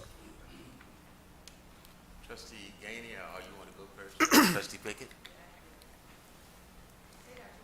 How you doing, Trustee? I'm well. What do you see your role is in working with federal, state? You kind of talked about federal a little bit earlier, but the state and local lawmakers and just people in general, if you are offered this position as the 12th president of Alabama A&M University? And going back to Trustee Williams' question and referencing that, I didn't say this, but I will say that's a primary responsibility. And whether we're talking about the local legislative delegation or our representatives in Washington, because, you know, sometimes we don't focus on Washington, but we have to understand that the resources for this country, that's where the pot is. And so congressional help is important, because when a congressperson sends you or a senator sends you or refers you to an agency head, particularly when they're a majority and those Schedule Cs, or what we call political appointments, are in charge of those agencies, then they will respond. Sometimes we have not gotten the response that we want from the Department of Defense because we're not working Washington down, we're working Huntsville up, and that's kind of backwards. And so what we've been doing in sponsor programs, which is why we have been successful as a small institution of 6,000 students, of 250 to 275 faculty member with a $40+ million sponsor program portfolio is enormous. And if you compare us peer to peer, particularly outside of the land grant community, you'll find that that is the exception and not the rule, because we've worked Washington down. And so now we need to focus on working directly person to person with those legislative representatives both in the House and the Senate and our local delegation at the state level, because we found that working with them even helps us in Montgomery. You haven't noticed, but we've had several grants that have been funded on the state level that we didn't get heretofore for years because of our work with our local delegation, and we're very proud of that. But I personally have to go and meet and talk with them. Most importantly, we have to know their staff, and that's what a lot of people don't understand, is that the chief of staff of these legislators run those offices. It's the chief of staff that makes the call. It's the chief of staff that arranges your meetings. And so while the reference may come from the elected official, if you don't have a relationship with the chief of staff, then you know, it's just a personal interaction with the legislator who's always on the move. It's the chief of staff that makes things happen. And so we have to spend time in Washington. We have to spend time in Montgomery. We have to be the chief lobbyist. But we also have to have a permanent presence in both places, which means that we need a lobbyist or lobbyist, plural, in Montgomery. We need lobbyists in Washington. And those lobbyists sometimes have to work different sides of the aisle. Sometimes you can't have the same person working both sides. It just doesn't work that way in Washington now. When I was in Washington, they were very collegial. People talking across the aisle. You could go to the restaurants and see the Democrats and the Republicans working together, coalescing together, talking. Some of them were friends. I don't know if you remember when McCain ran against President Obama, who his #1 selection for his vice presidential nominee was. It was Lieberman, who was a Democrat. And they worked very close together. They were good friends, and a lot of that happened across the aisle at that time, but that is not the atmosphere there now. They don't speak, they don't talk, they don't eat together, they don't work together, they don't caucus. If you remember, Mr. Carville was married to a Republican strategist, even though he was a Democratic strategist, and so they will cross the aisle, but that doesn't happen now. So you've got to have people lobbying, different people lobbying the different sides. So that will be our approach, and working directly with them on a daily basis will be very important for us, because that's where the resources are. We are now again winning $1 million grants, but I don't have a $15 million. We are now winning 6-digit contracts, but I don't have a $20 million prime contract. And in order for us to get to that level, we're going to have to work with these legislators. And one final question. Actually, Dr. Watts actually prompted this question. He talked about some of the students in K-12 not being prepared for secondary when they get here. And we know that that's true. And one of the questions I always ask my colleagues, we always talk about the students not being ready for college, but do we ever talk about, are our colleges preparing our teachers to teach the students that are here now? And the K-12 settings, we spend a lot of money on professional development for teachers to when they just got out of college. So how can we produce those teachers that will go into the K-12 setting to make them prepared to teach the students for today? As you know, we are working now with the state on a series of initiatives, and we will intensify efforts.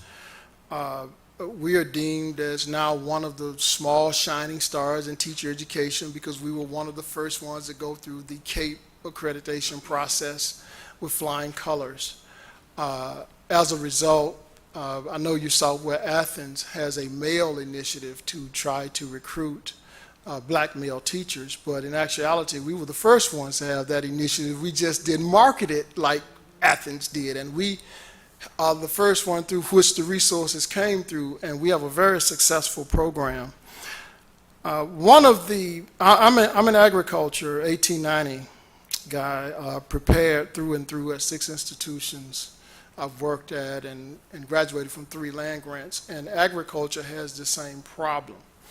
And one of the issues that we see, and one of the problems that we see in agriculture as to why we're not able to recruit as many students as we once did into the agricultural sciences, is that we don't have ag teachers that are sending them, that are preparing them, that are sensitizing them to the discipline. And so the same thing happens in STEM. We don't have STEM teachers in Alabama that are qualified and certified in STEM areas.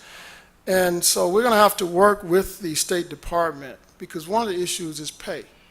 You're not going to be able to pay $40,000, $45,000 to a STEM graduate.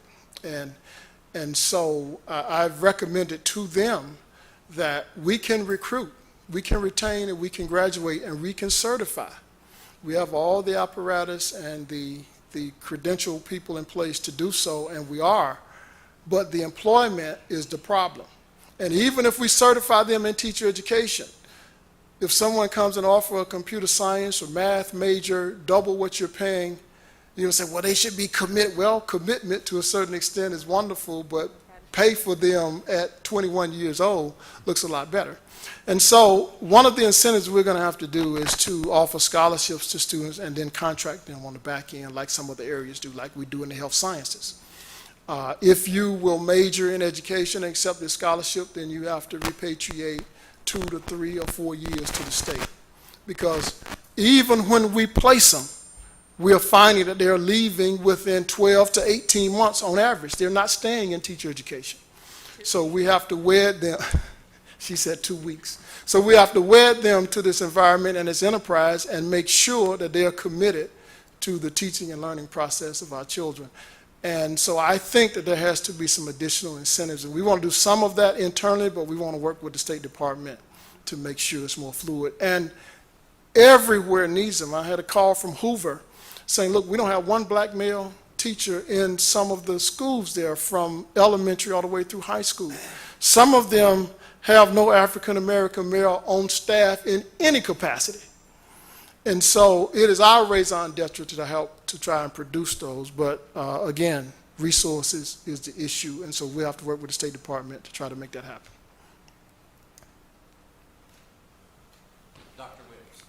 Trustee Cronkleton, how are you? Doing great. I want to just frame my question by mentioning, our reimagined Alabama A&M program, our RISE program, which you have been extremely helpful in guiding. We're getting ready to announce our health lab, mobile health lab, and our science lab this next Tuesday. We're doing a lot of things that are interacting with the community, and I'm wondering if you can see that we can create a vision for becoming or creating incubators on our campus for startups, with students being involved in these projects, graduate students, even undergraduate students, in order to increase the incentives and visibility of the university to the greater community, even outside of Alabama. Yes, sir. That is one of the vision and purposes of AAMU RISE Foundation, to allow external entities to not just contract but partner. We have a facility down the street that will be an excellent location for that type of apparatus, and we have models across the land grant community of incubators, and we already have a community development corporation that we just need to invigorate and restart, I should say, or get it moving and working again. And that community development corporation should be the foundation for that. And then we have the AAMU Foundation, which should partner with the RISE Foundation in a triaculate, because then you've got a public-private triangle.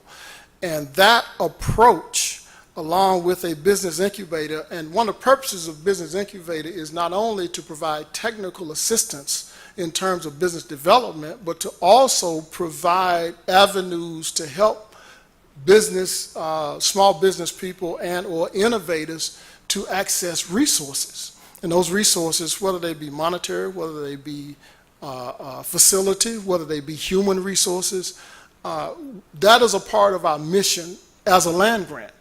And we have business people on the campus in accounting, finance, and economics that can provide academic and technical support from a infrastructure perspective. But if you remember, a few years ago, we developed a program in entrepreneurship to move into that direction. And so we have 40 or 50 students that are in that degree program area. And those are opportunities for them to be involved in that experiential learning opportunity to help local businesses to develop and grow. But that is a part of our initiative. If you have a business incubator and you focus on developing small business in the areas, they become anchors for this community. And beyond that, there are other areas, beyond just business development. You've got housing, you've got community development across the board, which includes human development of people who are in those communities. And we know that in minority communities that is needed. But also you partner with the local school system and start developing students in high school and junior high schools by providing summer programs through extramural funds that come through sponsored programs, and some through these partnering groups, incubators, and community-based organizations where we involve youth in sports activities and academic activities and experiential activities, to include some of those that are agricultural or engineering related, but also the social sciences related and the arts and humanities. We have to expand our band camps, and a lot of that is done through these third-party resources. So yes, we really need to ramp up utilization of that facility down the street, and I see an incubator business development center as being a part of that. And that center, if you remember, is listed in our Reimagine document. The Reimagine document was developed by the faculty, not to just using the term reimagine, but it is our vision of where we see this institution in the next 10 to 15 years and what we need to do to be able to compete with our 1890 aspirants. We need a research wing to partner with an incubator that will help to develop resources locally, procure resources, not just locally with our partners locally, but with partners in Washington. That incubator would also need to help us to develop a presence in Research Park. We don't have a presence in Research Park. We're an institution here that's STEM related. We are a research institution aspiring to be a Research 2 institution. How can we not have a presence in Research Park? Well, we've got to have the financial resources to do so. And so if this is the second largest research park in the country, it would be a very excellent opportunity for us from a marketing perspective to say that we are one of the partners in that research park working with all of the various defense contractors. So while we have contracts, we novate them here, but it would be good if we're in their space, in their presence, where they don't have to come to campus. They can just walk or ride down the street. So to answer your question, yes, sir, and I think we have a place where we can accommodate that. Awesome. Thank you. Piggyback off of that. You talked about having a place, and we have started, since I've been on the board, trying to cultivate and develop a relationship with tenants at the Arsenal, DOD, NASA, etc. And we had the opportunity prior to COVID to have a satellite type of location there. And I've always talked to you about this. We need to get out there because we have veterans, we have individuals that are able to work and also to continue their studies. So when we talk about opportunities to be in a certain location, I felt like we really missed that, and we can't just look at just Research Park. Because Research Park lives off of pretty much the Arsenal. Those are primarily contractors, defense contractors, aerospace contractors, etc., that feed off of the federal entities within there. So I would like, if you're elected president, to see and to get a location there within the arsenal for those tenants or surrounding folks in Research Park that may want to continue to do studies from even an undergraduate type of online type of situation, a graduate, because there are 2 or 3 colleges that are already placed out there. So that's what I'm asking, and I felt like we really had an opportunity to do that, but we probably need to revisit that. I mean, whoever sits in this particular seat, I'm going to keep pressing it because that's a gold mine out there, and we're missing a lot of opportunities for those relationships. Yes, sir. We had those discussions, and it was an initiative that we agreed that would be very valuable to us. But there were other priorities. One was to get our business school accredited. There were some infrastructure priorities, and so we couldn't get that passed in the budget because there is a cost, as you know, and the cost is not minimal. But there is reward if we are able to provide that cost. Now, what we did do is establish an off-site in Birmingham, if you remember, and you approved. And the cost there has been minimal, and the windfall has been enormous. I would not share with you the figures, but it's been very profitable for us. And our next move from an academic perspective is, again, we are wanting to establish an offsite at Lawson in Mobile, which we'll be working to do that. But we very well could establish an offsite at the Arsenal, and hopefully, you know, while there's profit there, we would like some of those prime contracts as well and solicit your support in helping us to do so. And again, it's the presence there. Yes, sir. If we, and nothing against going to Lawson, Birmingham, Mobile, but we have a major presence here, and we need to get inside that gate to have a bigger presence because people are coming, organizations are coming, and we need to be in the center of it. So as we have those opportunities, the students will help pay for it.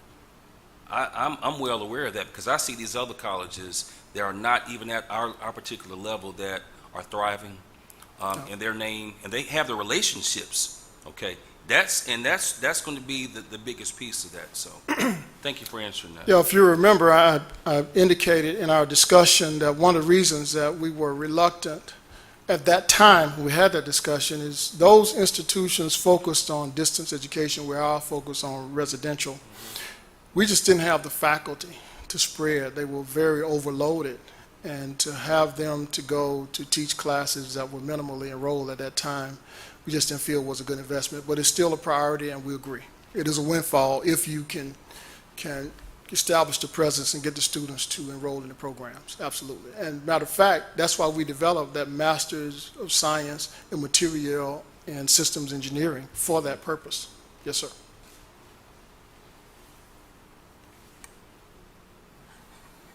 Good afternoon, Dr. Williams. How are you, Trustee Jones? I'm fine. Can you hear? Yes, ma'am.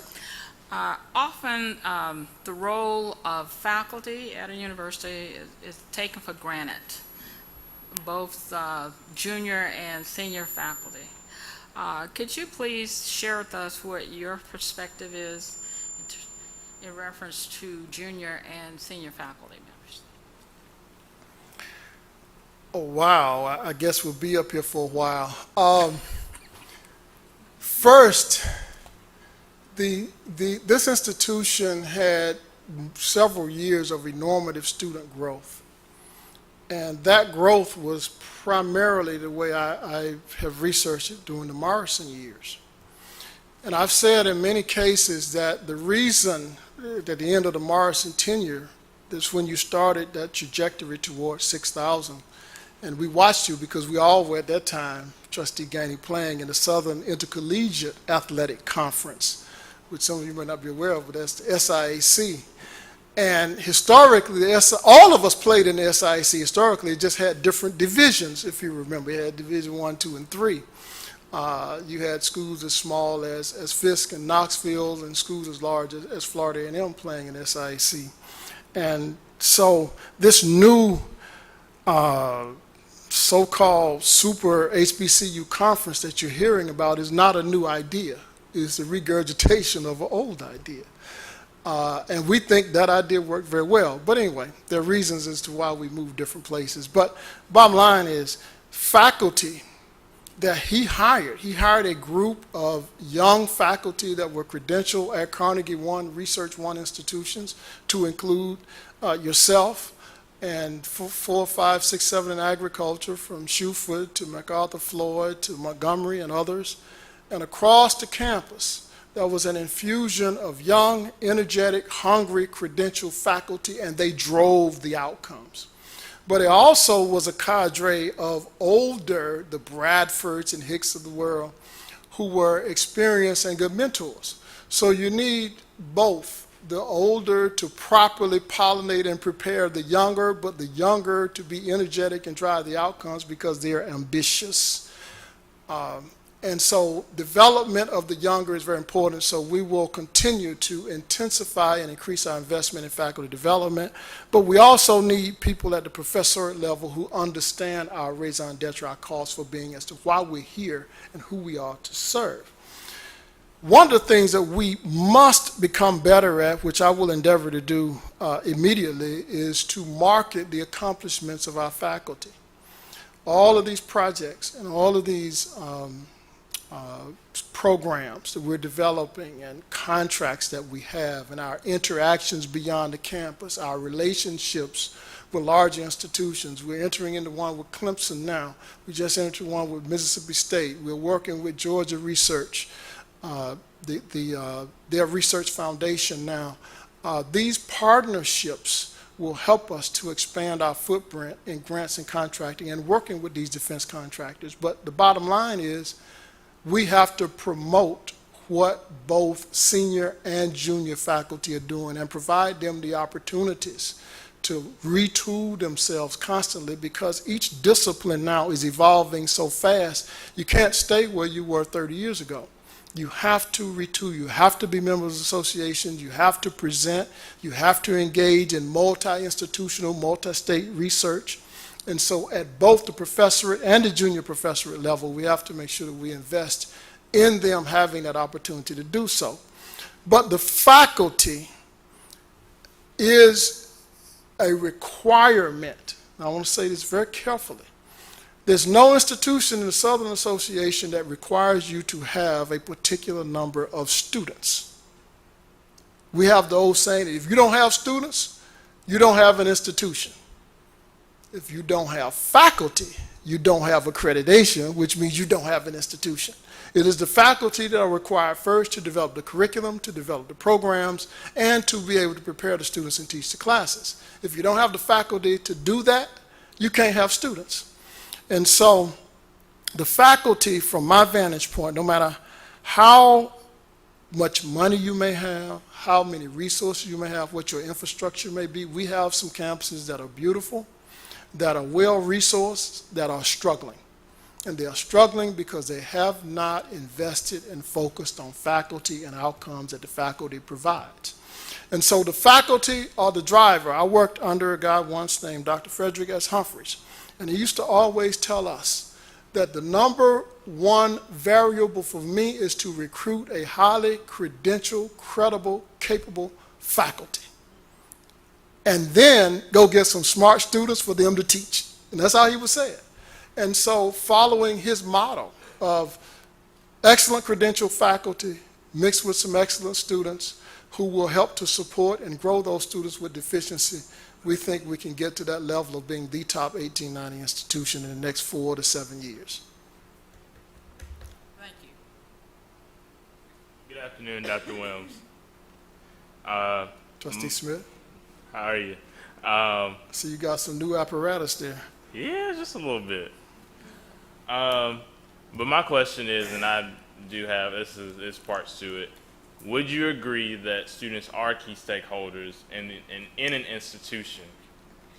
Additionally, how do you engage with the ordinary students, not just being seen at sporting events or important events, but actually engaging with the average ordinary student on a day-to-day basis? Also, do you view the presidency as a desk job or interactive? Let's take the first. What we're here for is to provide you opportunity. Opportunity for access to higher education, but opportunity to change your life. Many of our students, as I indicated, their family income is below $40,000. And so if we can provide you the opportunity where you can double that in your first or second employment opportunity, then we've changed your family dynamics. Number two, if we're able to offer you scholarships and or resources to go to school, that also change the economic dynamics of your family. That is support for an endeavor that they don't have to pay for. Because we found, for some strange reason, people are less likely to invest in their education and or their health care than they are into other things, i.e. clothing, shoes, and cars. And so that's very important to know, because you as our key stakeholder, because that's what we're here for. We're here to develop you and give you the opportunity that you otherwise might not have had. And so students are the reason that we're here, and our mission is to give access and opportunity to students that may not have had it otherwise. Now, yes, you may be able to go to college, but will you be able to major in and have some of the extracurricular and experiential learning opportunities that we provide at other places? In many cases, not. So you are the key stakeholder. Relative to my interaction in the academic enterprise, I interact with faculty every day, either individually or collectively, and our purpose is to make sure that your academic experience here is second to none, that you are able to, when you complete and finish, compete with any of your peers from any institution. That's our objective. And so every discussion that we have, if student learning outcomes are not at the key or not focal or central to that, then that discussion can be rendered irrelevant. The relevancy of it depends on how much it will impact and affect the outcome of our students. Number three, in the academic enterprise, as provost and VP for academic affairs and research, you're right. There are a lot of technocratic details that we deal with every day. Paperwork, grants, contracts, employment issues. I also serve as a senior personnel officer for that area. I'm involved in a lot of searches, a lot of employment issues. A lot of time it will tie you to a desk. But the president's job is to find someone else to do what I'm doing now. And so my first objective is to replace myself. That's hard. But, well, I say that hard, not facetiously, because I've been doing this for 15, 16 years. I'm the longest serving provost in HBCUs. And I think I'm the best. And I say that with no uncertain terms. But the bottom line is replacing me will be difficult. May even have to split those two positions. But you're right. I will have to interact more with the students, not just at your events that I love to attend, and then criticize the people who are over those areas, say, well, your student didn't do this, or your student, because on that day, there's their student. Every other day, they're my student. But you know, the bottom line is I will have to work more to become more involved in some of your social and civic activities. But again, the job description changes. We understand that. No, I have not been, because it's not my job. That's why you got a vice president for student affairs to work with SGA directly. That's his job. You've got a director of student activities. You've got judicial affairs. Then you've got enrollment management that help onboard you. Well, I'm not directly involved in that, and so I would have to become more involved in that, and that is a part of the job. Absolutely, sir. Yes, sir. And if you'll indulge me for one more. Yes, sir. I remember we were at a board of trustee meeting at the president's, kind of like his little retirement luncheon, and I remember a comment that was that you had said, if you want someone like Andrew Guinea, I'm your guy. I'm not going to say that verbatim, so correct me if I'm wrong. Right. But I have to ask, what will you differ what will differ from a Hugini presidency and a WIMS presidency? And on top of that, do you wish to stay the course that we are at right now, or will you seek progress? Well, I'm going to answer this in higher education vernacular. That's a good question. We have a master plan that is board approved. We have a strategic plan that is board approved. It is not the Andrew Hugini plan. It is our plan. We have initiatives that are board approved. It's not Andrew Hugini's initiatives or my initiatives. It's the board initiatives. And so we are obligated to continue those initiatives. We can't go out and stop the construction on the event center because I may want something different. No, we're committed to that. We have to maintain and sustain that. We can't stop the bus tour because we've committed to that. We've got to maintain it and sustain it. We can't stop some of the other initiatives relative to retention and persistence. We have to maintain, grow, and enhance and increase the resources in those areas. I've said earlier that I will not divorce myself from the Hugini administration because that would be divorcing myself from me. If I'm second in command, if I'm the provost and vice president for academic affairs and research, how can I divorce myself from the things that I have done as well? That's asinine. Also, those initiatives established by Andrew Hugini and this sitting board of trustees have taken us to where we are. You don't scrap the foundation, you build on the foundation. You stand on the shoulders. And to be honest with you, the only innovator here is council. Council is the innovator. He did the impossible. The rest of us are just followers. And so he established the mission, he established the core values, and so we will be wedded and committed to those core values. Now, what is the difference? I'm probably a little bit more political than he is, so I'll work with the political influentials a little bit more. I probably like to travel a little bit more than he does, so I'll be on the West Coast in Silicon Valley if they will have me, and we'll find a way to get in because we've got some students, as you know, that work out there now that they really, really like. Also, I want to establish a broader global footprint. We've done well in China, but I said we need to also look at our partners who are in sub-Saharan Africa who are looking to partner with us, the Caribbean, South and Central America. You just saw the recent memorandum of agreement that we established with an institution in a sub-Saharan African country, and we want to focus on that and bring students who bring resources to our institution. And so that international travel beyond just one country will be primary for us. Number two, we need to work a little bit on both sides of the political aisle. I think we've done good on the Democratic side, but you know, if they flip the House, if the White House flips again, you know, and this happens, that's politics. So we've got to work both sides. The third thing I'd like to do is I like to personally focus on recruitment of outstanding students, outstanding scholars, outstanding performers, whether it be the arts or humanities, our band. I'd like to continue to see it grow and become the best, bar none, no question. And our scholar athletes.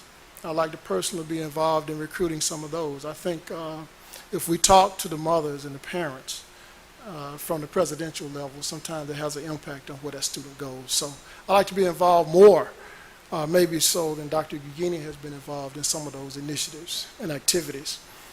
Another thing that I think, not just personal recruitment, but personally marketing, making sure that the institution is marketed and that whatever excellence that we have here is really pushed out in the community via social media. We do a lot of things and we prepare press releases, but for some strange reason, can't get them beyond the local area. We've got to get them national, we've got to get them globally.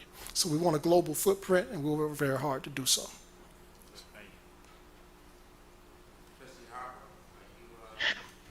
Yes, I'm on, and you know, Trustee Smith, he snagged my question there, and Dr. Wims has done a great job answering that. I know in our last interview discussions, we talked a lot about, how you, Dr. Wims, would build upon Dr. Hughini's legacy. And my question, as Austin so elegantly put it, is, how would you differ and what would be your top initiatives? You've done a great job going through some of those, and I appreciate that. I guess my only other question would be, just because it is critically important, obviously, with the dynamics and the relationship there, I'd like to hear how you see the role of the university president as well as the board of trustees. Wow, that's a trap question. But the first thing I will do is come down to that well-heeled resource bank in which you serve as executive vice president and ask for that multi-million-dollar gift. And you and I will leave there and go over to the Landers McClarty group and ask for that multi-million-dollar gift. And I know that we'll be successful, and we appreciate your support. That is not a question that is rhetorical. That is a question that is core for SAC-COC. And if you look at the first core requirements, it clearly delineates that there must be a separation of power and responsibility from the Board of Trustees, the governance body, and the president. And the president cannot serve as the CEO of the governance body and or board. And so the role of the board is to hire a president, evaluate the president, pass major curriculum or organizational request, naming, etc., evaluate the president, and that's it. After that, it's an advice council group that can either re-employ or terminate the president. But it is the president's responsibility for day-to-day management, for the hiring of a team, for the sitting of the faculty. While you determine the tuition and fees, it is the president's responsibility to determine the remuneration to faculty and staff with your support. And so there must be a clear distinction and delineation, and the board must allow the president to be president. And if you don't like what the president is doing, then go get another one. But you must allow the president to be the president. And I'll leave that right there. Thank you. Thank you, Trustee Williams. I've got a couple. I'm a trustee now? Provost Williams. I've done that before. Maybe that's in your future sometime, at some point. You mentioned star students, recruiting star students. How do you plan to go about that? How do you plan to change the enrollment procedure or processes where we can identify more of those and bring them on board? And a second question, unrelated to this, has to do with the RISE Foundation and our other research projects. How are we looking as far as owning patents and getting patents? And do you see some of those in the future for some of the projects that we're working on? Short answer to the second question is I think we have one now that we developed recently or got approved for recently, one of our faculty members. The way that it was approved, the vertical integration piece and potential profit sharing is not there. We also don't have a major ownership in the intellectual property piece of that, but we do have an agreement. So we do have one. And we do see with some of our product development and enhancement and innovation potential patents coming in the future. And as we move into this space of prime, that is a natural organic evolution of development of products and patents. But to go back to the first question, We cannot do it with what we have now as a recruitment apparatus. We're going to have to expand. We can't just stack that on top of them, that we want to get 15, 20, or whatever star students a year to mix in with our other students, because we want to maintain what our mission is, and that's access and opportunity. We have an average acceptance rate that we will probably maintain.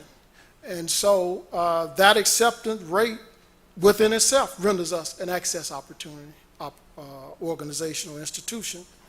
We will have to look at new and innovative and creative ways to offer full academic scholarships and to have someone who's excellent, working day to day to first identify who those scholars are. That's a process. Sometimes there's a cost to that, where you have to buy lists and buy scores.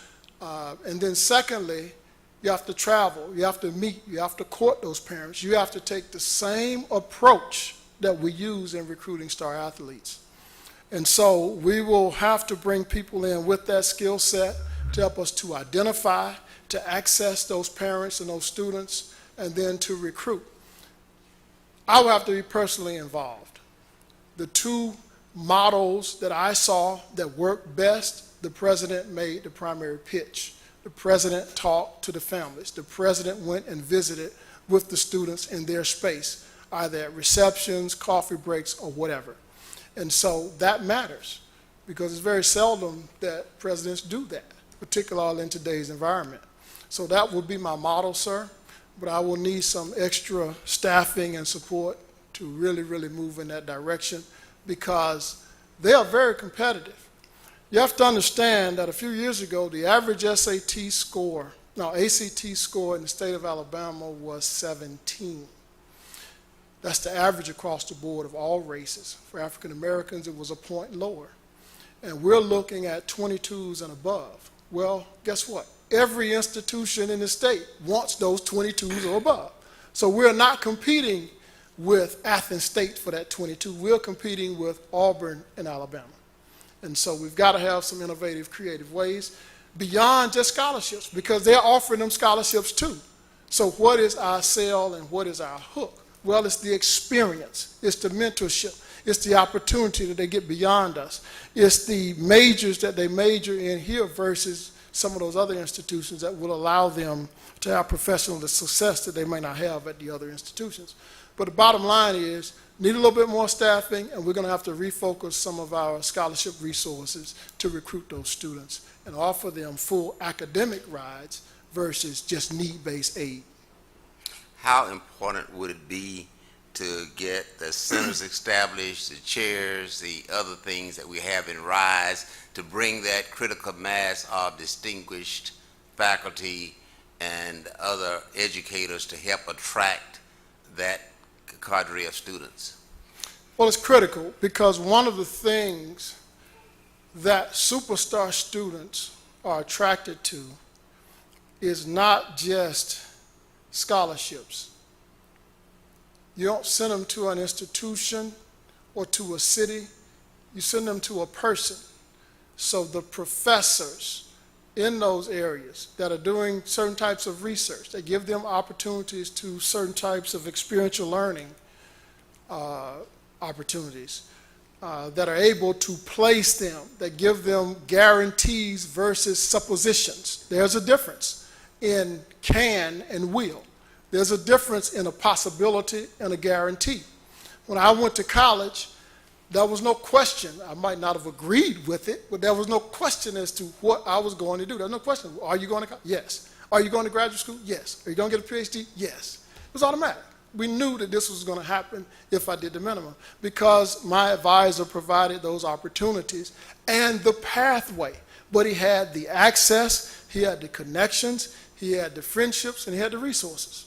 And so RISE helps us to bring in superstar faculty that we can join a point to the research and contracting arm and give them relief on the instructional side, to where they're able to do some creative things and involve our undergraduate and graduate students in.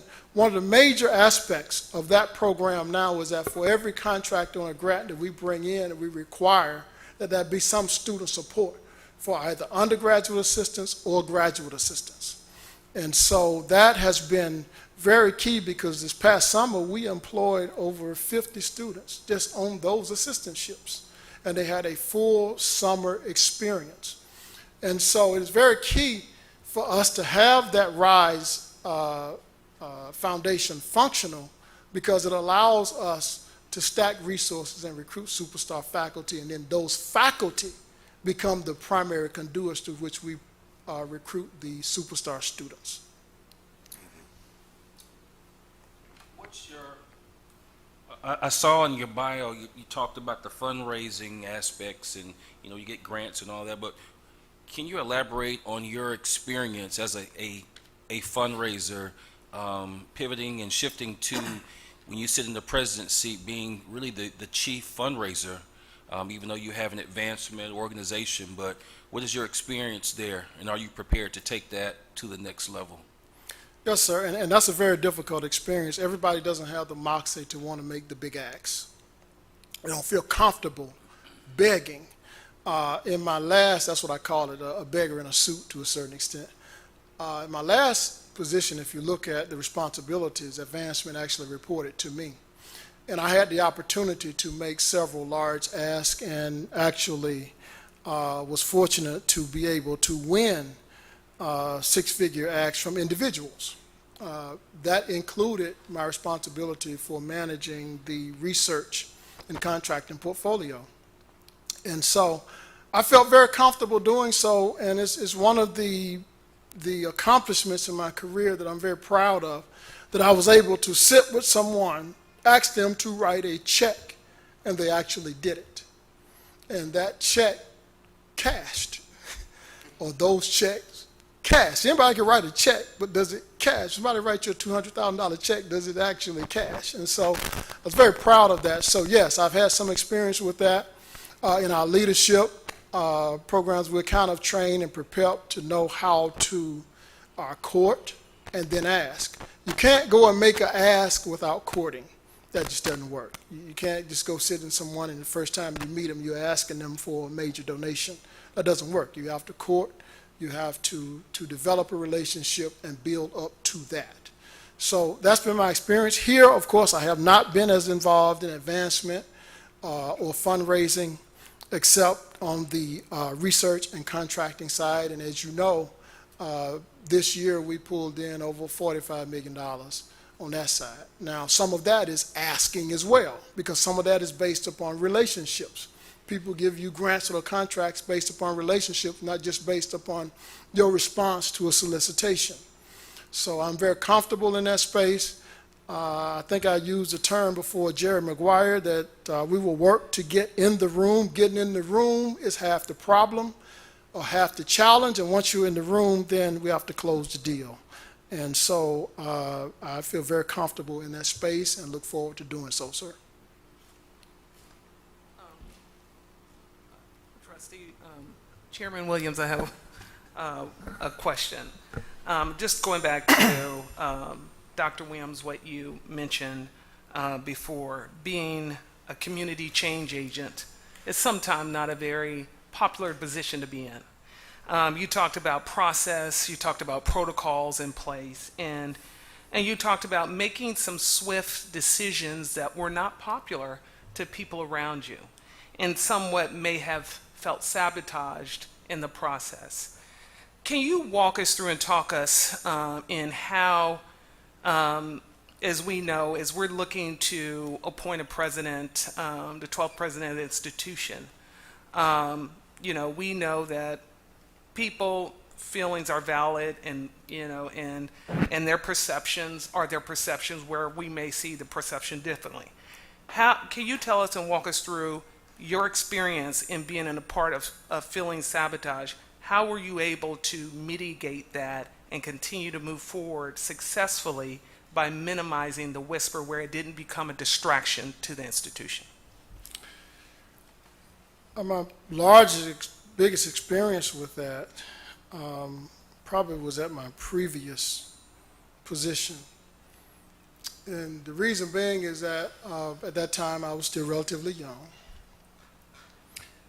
And going back to an institution where you matriculated as an undergraduate student, and you are essentially the executive vice president and provost, can be difficult, particularly when everybody from your undergraduate advisor to your English 101 teacher to your biology teacher to, your fraternity, everybody is there.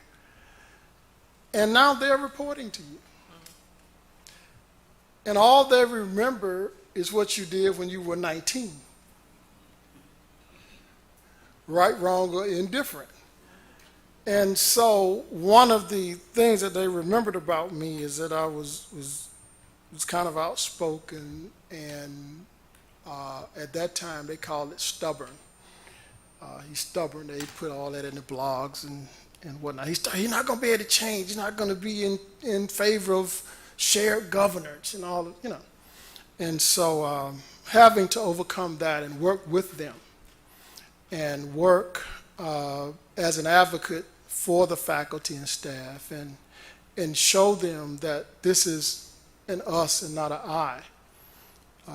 And the way that you do that is that you start with councils, you start with the faculty senate, you start meeting with departments, you start meeting with the colleges, you meet with the professor emeriti, which at that time we had quite a few. Those groups of people you communicate with, you work with, you listen, you share, and in listening and sharing and imparting, you actually implement some of the things that they request and suggest, and they see the outcomes. Then you start winning their confidence. And so that was probably the most difficult challenge of my career in winning them over. But we were able to quickly do so, and that's how we were able to move the institution so fast, double the enrollment, do $120 million in capital projects, become the fastest growing institution in the Southeast. And the president there and I worked very diligently, hand in hand. We were both alums, and we had a care and concern for the place.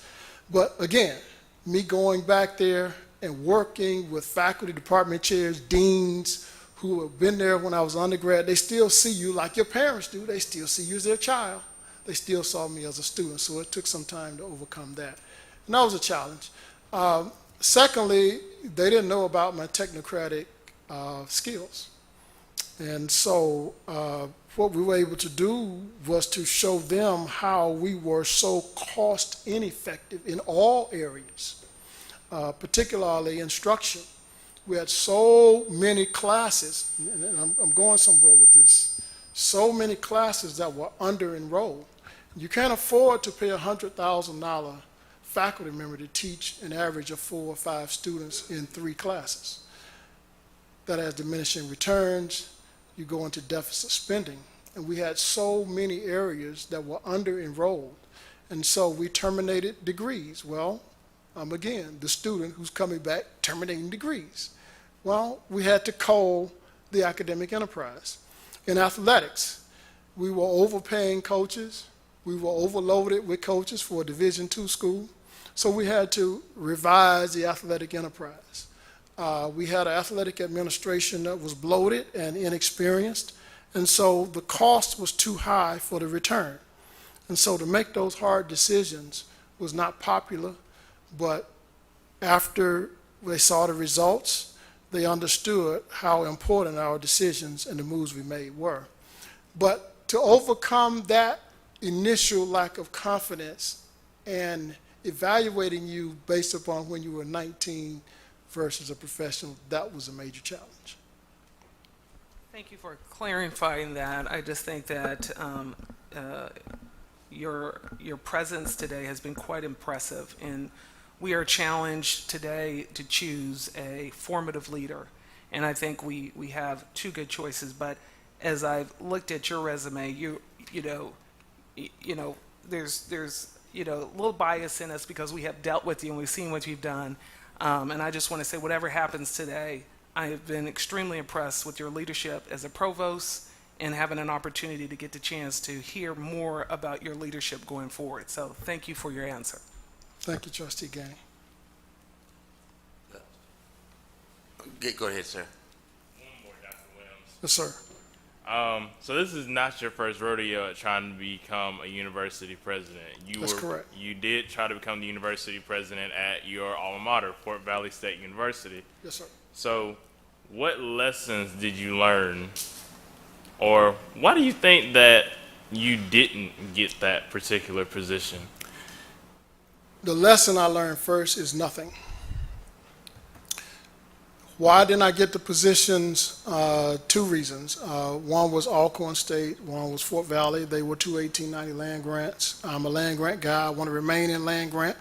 And like Mr. Washington said, I was born in the South, I toil in the South, I die in the South, and I'll be buried in the South. That's just who I am. That's my perspective on this. But those two states are governed by a commission and or a board of regents that are appointed by the governor. And in both cases, I was very, very fortunate, and I love both institutions to have the overwhelming support of the campus. But there are political factors that came into play.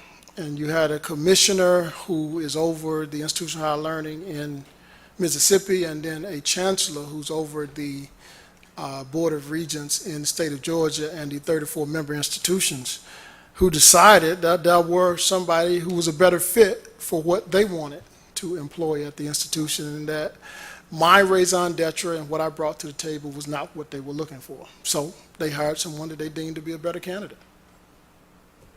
Period. Yes, sir. I asked the other candidate this question, so I'm going to ask you this too. What do you consider your superpower, your number one strength, and identify the area where you need a little bit more growth? My number one strength or number one attribute over the last 15, 16 years has been my ability to work with my team and my ability to work with the faculty, to agree, to disagree, to fight, to resolve, and to come out with policy initiatives that are beneficial to the groups and to the institution. That's my strength. Working with our constituents on campus. My number one weakness will probably be pushing them too hard sometimes. You can't run off and leave people. You've got to do it at the pace in which they're capable of doing it. You can't drag them along. You've all got to move together. And I think in some instances in my past, I've been a little bit too aggressive. And so we would have to make sure that we temper that. But we only have so much time. The average college president, I know that you guys are making a decision, and you're like, well, this is the be-all, the end-all. Guess what? Some of us are leaving in a year. The average HBCU is less than 4 years. The average across the country is 4 years. So you might be back here in 4 years, or less. But we don't have a lot of time to try to get things done. So that's why we push so hard sometimes. So I think that's the number one weakness. I never thought that I would be here for 11 and a half, 12 years. I thought 3 years and I'm out. So we hit the ground running.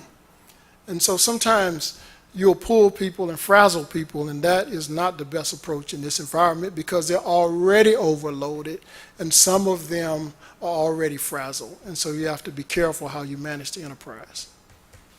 That's why continuity is very important.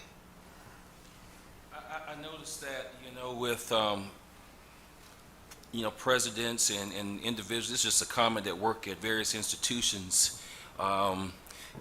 The faculty, the community, they look to see, this person has been here for a period of time, but they haven't purchased a house. And that's personal business. And, I tell you, that's their personal business. They haven't changed their tag. And, did you really see yourself staying here? I know you looked other places, but you mentioned that you never thought you would be here for this period of time. So, getting this position or possibly getting this position, do you think you'll settle down here As you mentioned, at least 4 years? That depends on the board. I don't make that decision, sir. My life is in your hands. You know, I've gotten so many phone calls. I said, if I get one more prayer, but that's not my decision. Now, I've always maintained dual residence. That's a flaw of mine. That's an economic issue. Some of you who know me know that I've had many properties and investments and stuff. So some of that is not about what my personal preference is residence. There are other issues that compound and affect that. So, but I am committed to this community. I love this community. I've stayed here twice as long as I've stayed anywhere else.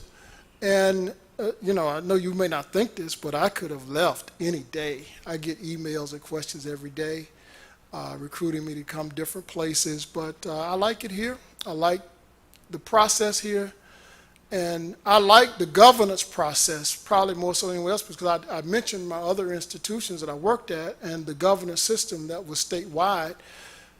In some instances, they serve to compress your ability to expand your footprint.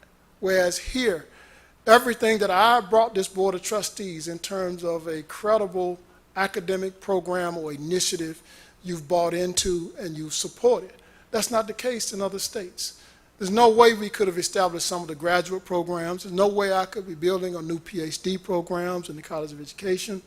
There's no way we could do off-sites with some of the other schools in the state systems. They would not allow it. They would not allow us to do what you're asking to do, to move on to the base or the arsenal. And so being able to do what we've done, regardless of how this turns out, it's been a wonderful ride. We've got some very clear outcomes and accomplishments, and I'm very grateful. So that's why I stayed here, because going to some of these other states, I wouldn't have been able to do what we've done here. To establish master's programs in engineering. Look at a number of HBCUs that have traditional Masters of Engineering program, not the alternative types, but the traditional types, and we're ABET accredited. For me to be able to go and lead the process to get AACSB accreditation, I couldn't have done that at some of these other institutions. So that's why I stayed here, sir. And yeah, I can change the tag. The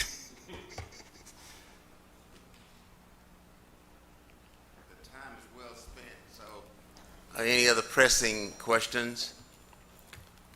If not, then we'll pause for about 10 minutes. I'm sorry, Provost Wimmy, any closing statements before we shut it down? Well, I'd just like to say that I do like this community. In many ways, I am a member of the community, whether it's the educational, the religious, the spiritual, social, civic. I like the city. But more importantly, I like this institution. One of the reasons that I came here is when I visited, we went up on the hill, and I saw the bell, the eternal spring, and the gravesite, and did some research, and understood that this story is just as special. We have a special truth that is just as special as Tuskegee's or any other of our private special institutions, as we call them. And so that committed me to come and to work hard. And I've enjoyed it. I thank you for this opportunity. I hope we're able to continue this relationship, but if not, it has been a wonderful ride, and I appreciate everything that you have done for us, for this institution, and what you've shown me, and the confidence that you've shown in me to give me this opportunity to try to make my case. Thank you very much, Mr. Chairman, and you guys have a wonderful weekend.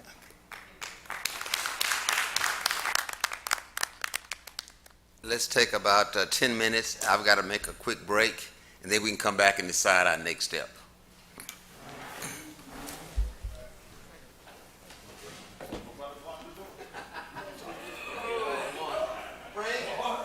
I'll take a number.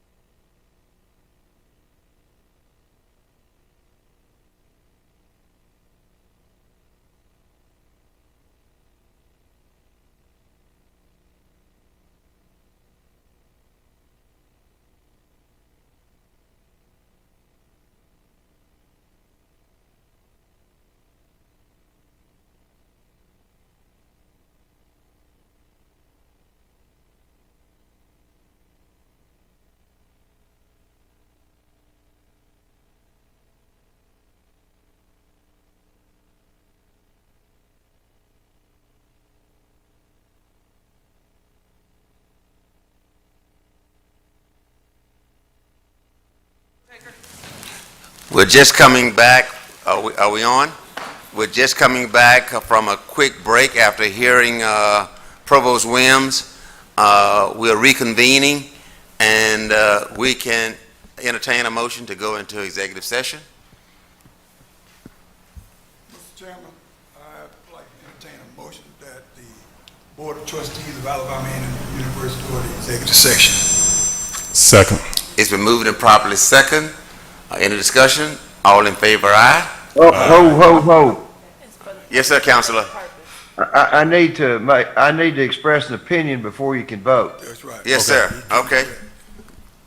As I understand, the purpose for the intended executive session is to discuss good name and character of the respective candidates and to consult with legal counsel, and on that basis, I opine that the executive session is appropriate. Thanks, Counselor. Can we go ahead with the vote now? Yes, sir, please. All in favor, aye? Aye. Any opposed? Thank you. We are now in executive session. We'll go and get our food and have a working executive session. You gonna bring it back down here? Yes. But then it's not in the motion. Do we need to amend that motion, Rod? I could not hear what the comment was. We did not give a time for ending the session. Do we need to do that? Do we need to amend the motion to specify that? No, although you can state for the record that you anticipate at this point it will take approximately an hour or whatever time period you need to. Okay. We anticipate coming out of the executive session at approximately 2:30, which would be about an hour. Okay?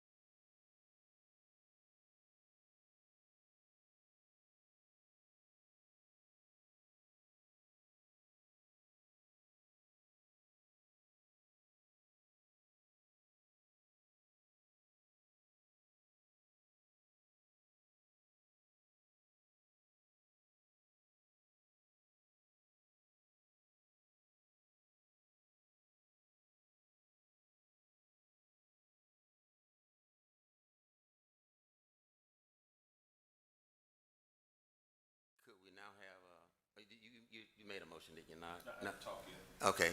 Could we have a motion to have a roll call vote on the selection of the next president? Mr. Pro Tem, I'd like to make a motion to do a roll call vote with the candidate of choice by roll call. Second. It's been moved and properly second. Any discussion? All in favor, aye? Aye. Opposes? Nope.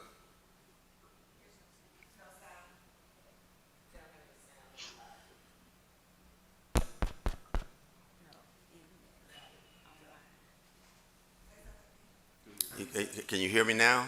Is the sound coming through? You good? Okay. All right. Do we need to redo that for the record? Let Attorney Stateman give his opinion again for the record. Okay. Counselor? Yes.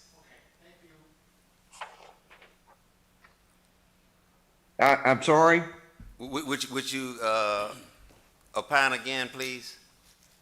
Yeah, I'm sorry, would you repeat the question because I couldn't hear the sound? Yeah, we did not have sound going, so we need to start the process over again, please. Oh, okay. Oh, certainly. All right. Yes, as the board returns from the executive session, I was present during the course of that session and affirm for the record that the subject matter discussed and the purposes that were pursued in that meeting were consistent with the motion to adjourn to executive session and in accordance with Alabama law. Thank you, Counselor. Trustee Robinson, as we move into the next phase of this meeting, could we get a motion to vote on the next president of the university? Mr. Pro Tem, I'd like to make a motion that we vote with the candidate of choice by roll call vote. Second. It's been moved and properly second. Any discussion? All in favor, aye? Aye. Any opposed?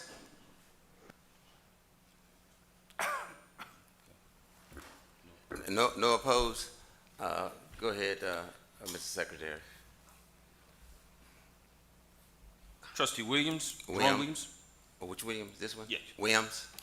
Trustee Watts? Williams. Trustee Robinson? Burnett? Trustee Harper? Burnett. Trustee Ball? Williams. Trustee Johnson Cole? Wims. Trustee Crunkleton? Wims. Trustee Gainey? Corletta. Burnett? Burnett. Burnett, okay. Trustee Hackett? Williams. Trustee Pickett? Wims. And Trustee Frank Williams. Dr. Burnett. Okay, sir. We have 1, 2, 3, 4 for Burnett's. And it's a Four. majority. We have a majority vote for Provost Williams. So Provost Williams has been chosen as the 12th president of Alabama A&M University. Thank you, members of the Board of Trustees, for your diligence and your effort in this endeavor. I know it was not easy. Were you trying to say something, Councilor Stakely?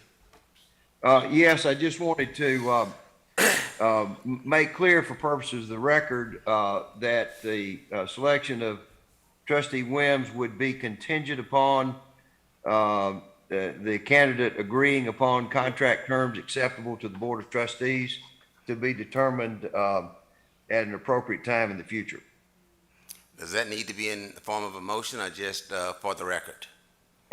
Just for the record, because there's no specific offers being made, so. Okay, thank you. Are there any further, oh yeah, okay. Old business, any old business? I just want to say one thing. I just want Yes. to thank Trustee Watts and his team on the executive search team that presented 3 very impressive candidates.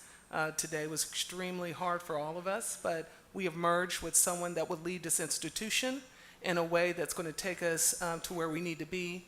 And me personally, Trustee Gainey, is looking forward to working with transitioning with the next president, the 12th president. Trustee Gainey, any other comments? If not, we'll move down the agenda for old business. Is there any old business?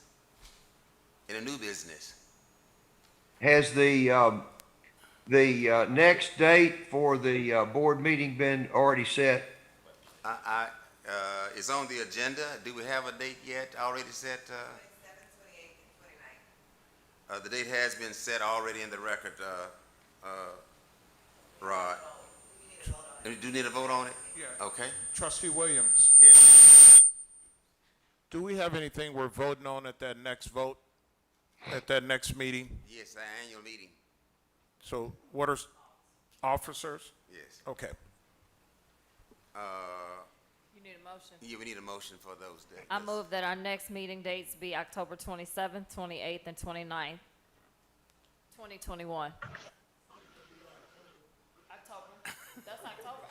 Did I not say? Can I get a second? Second. It's been moved and properly second. Any discussion? All in favor, aye? Aye. Any opposed?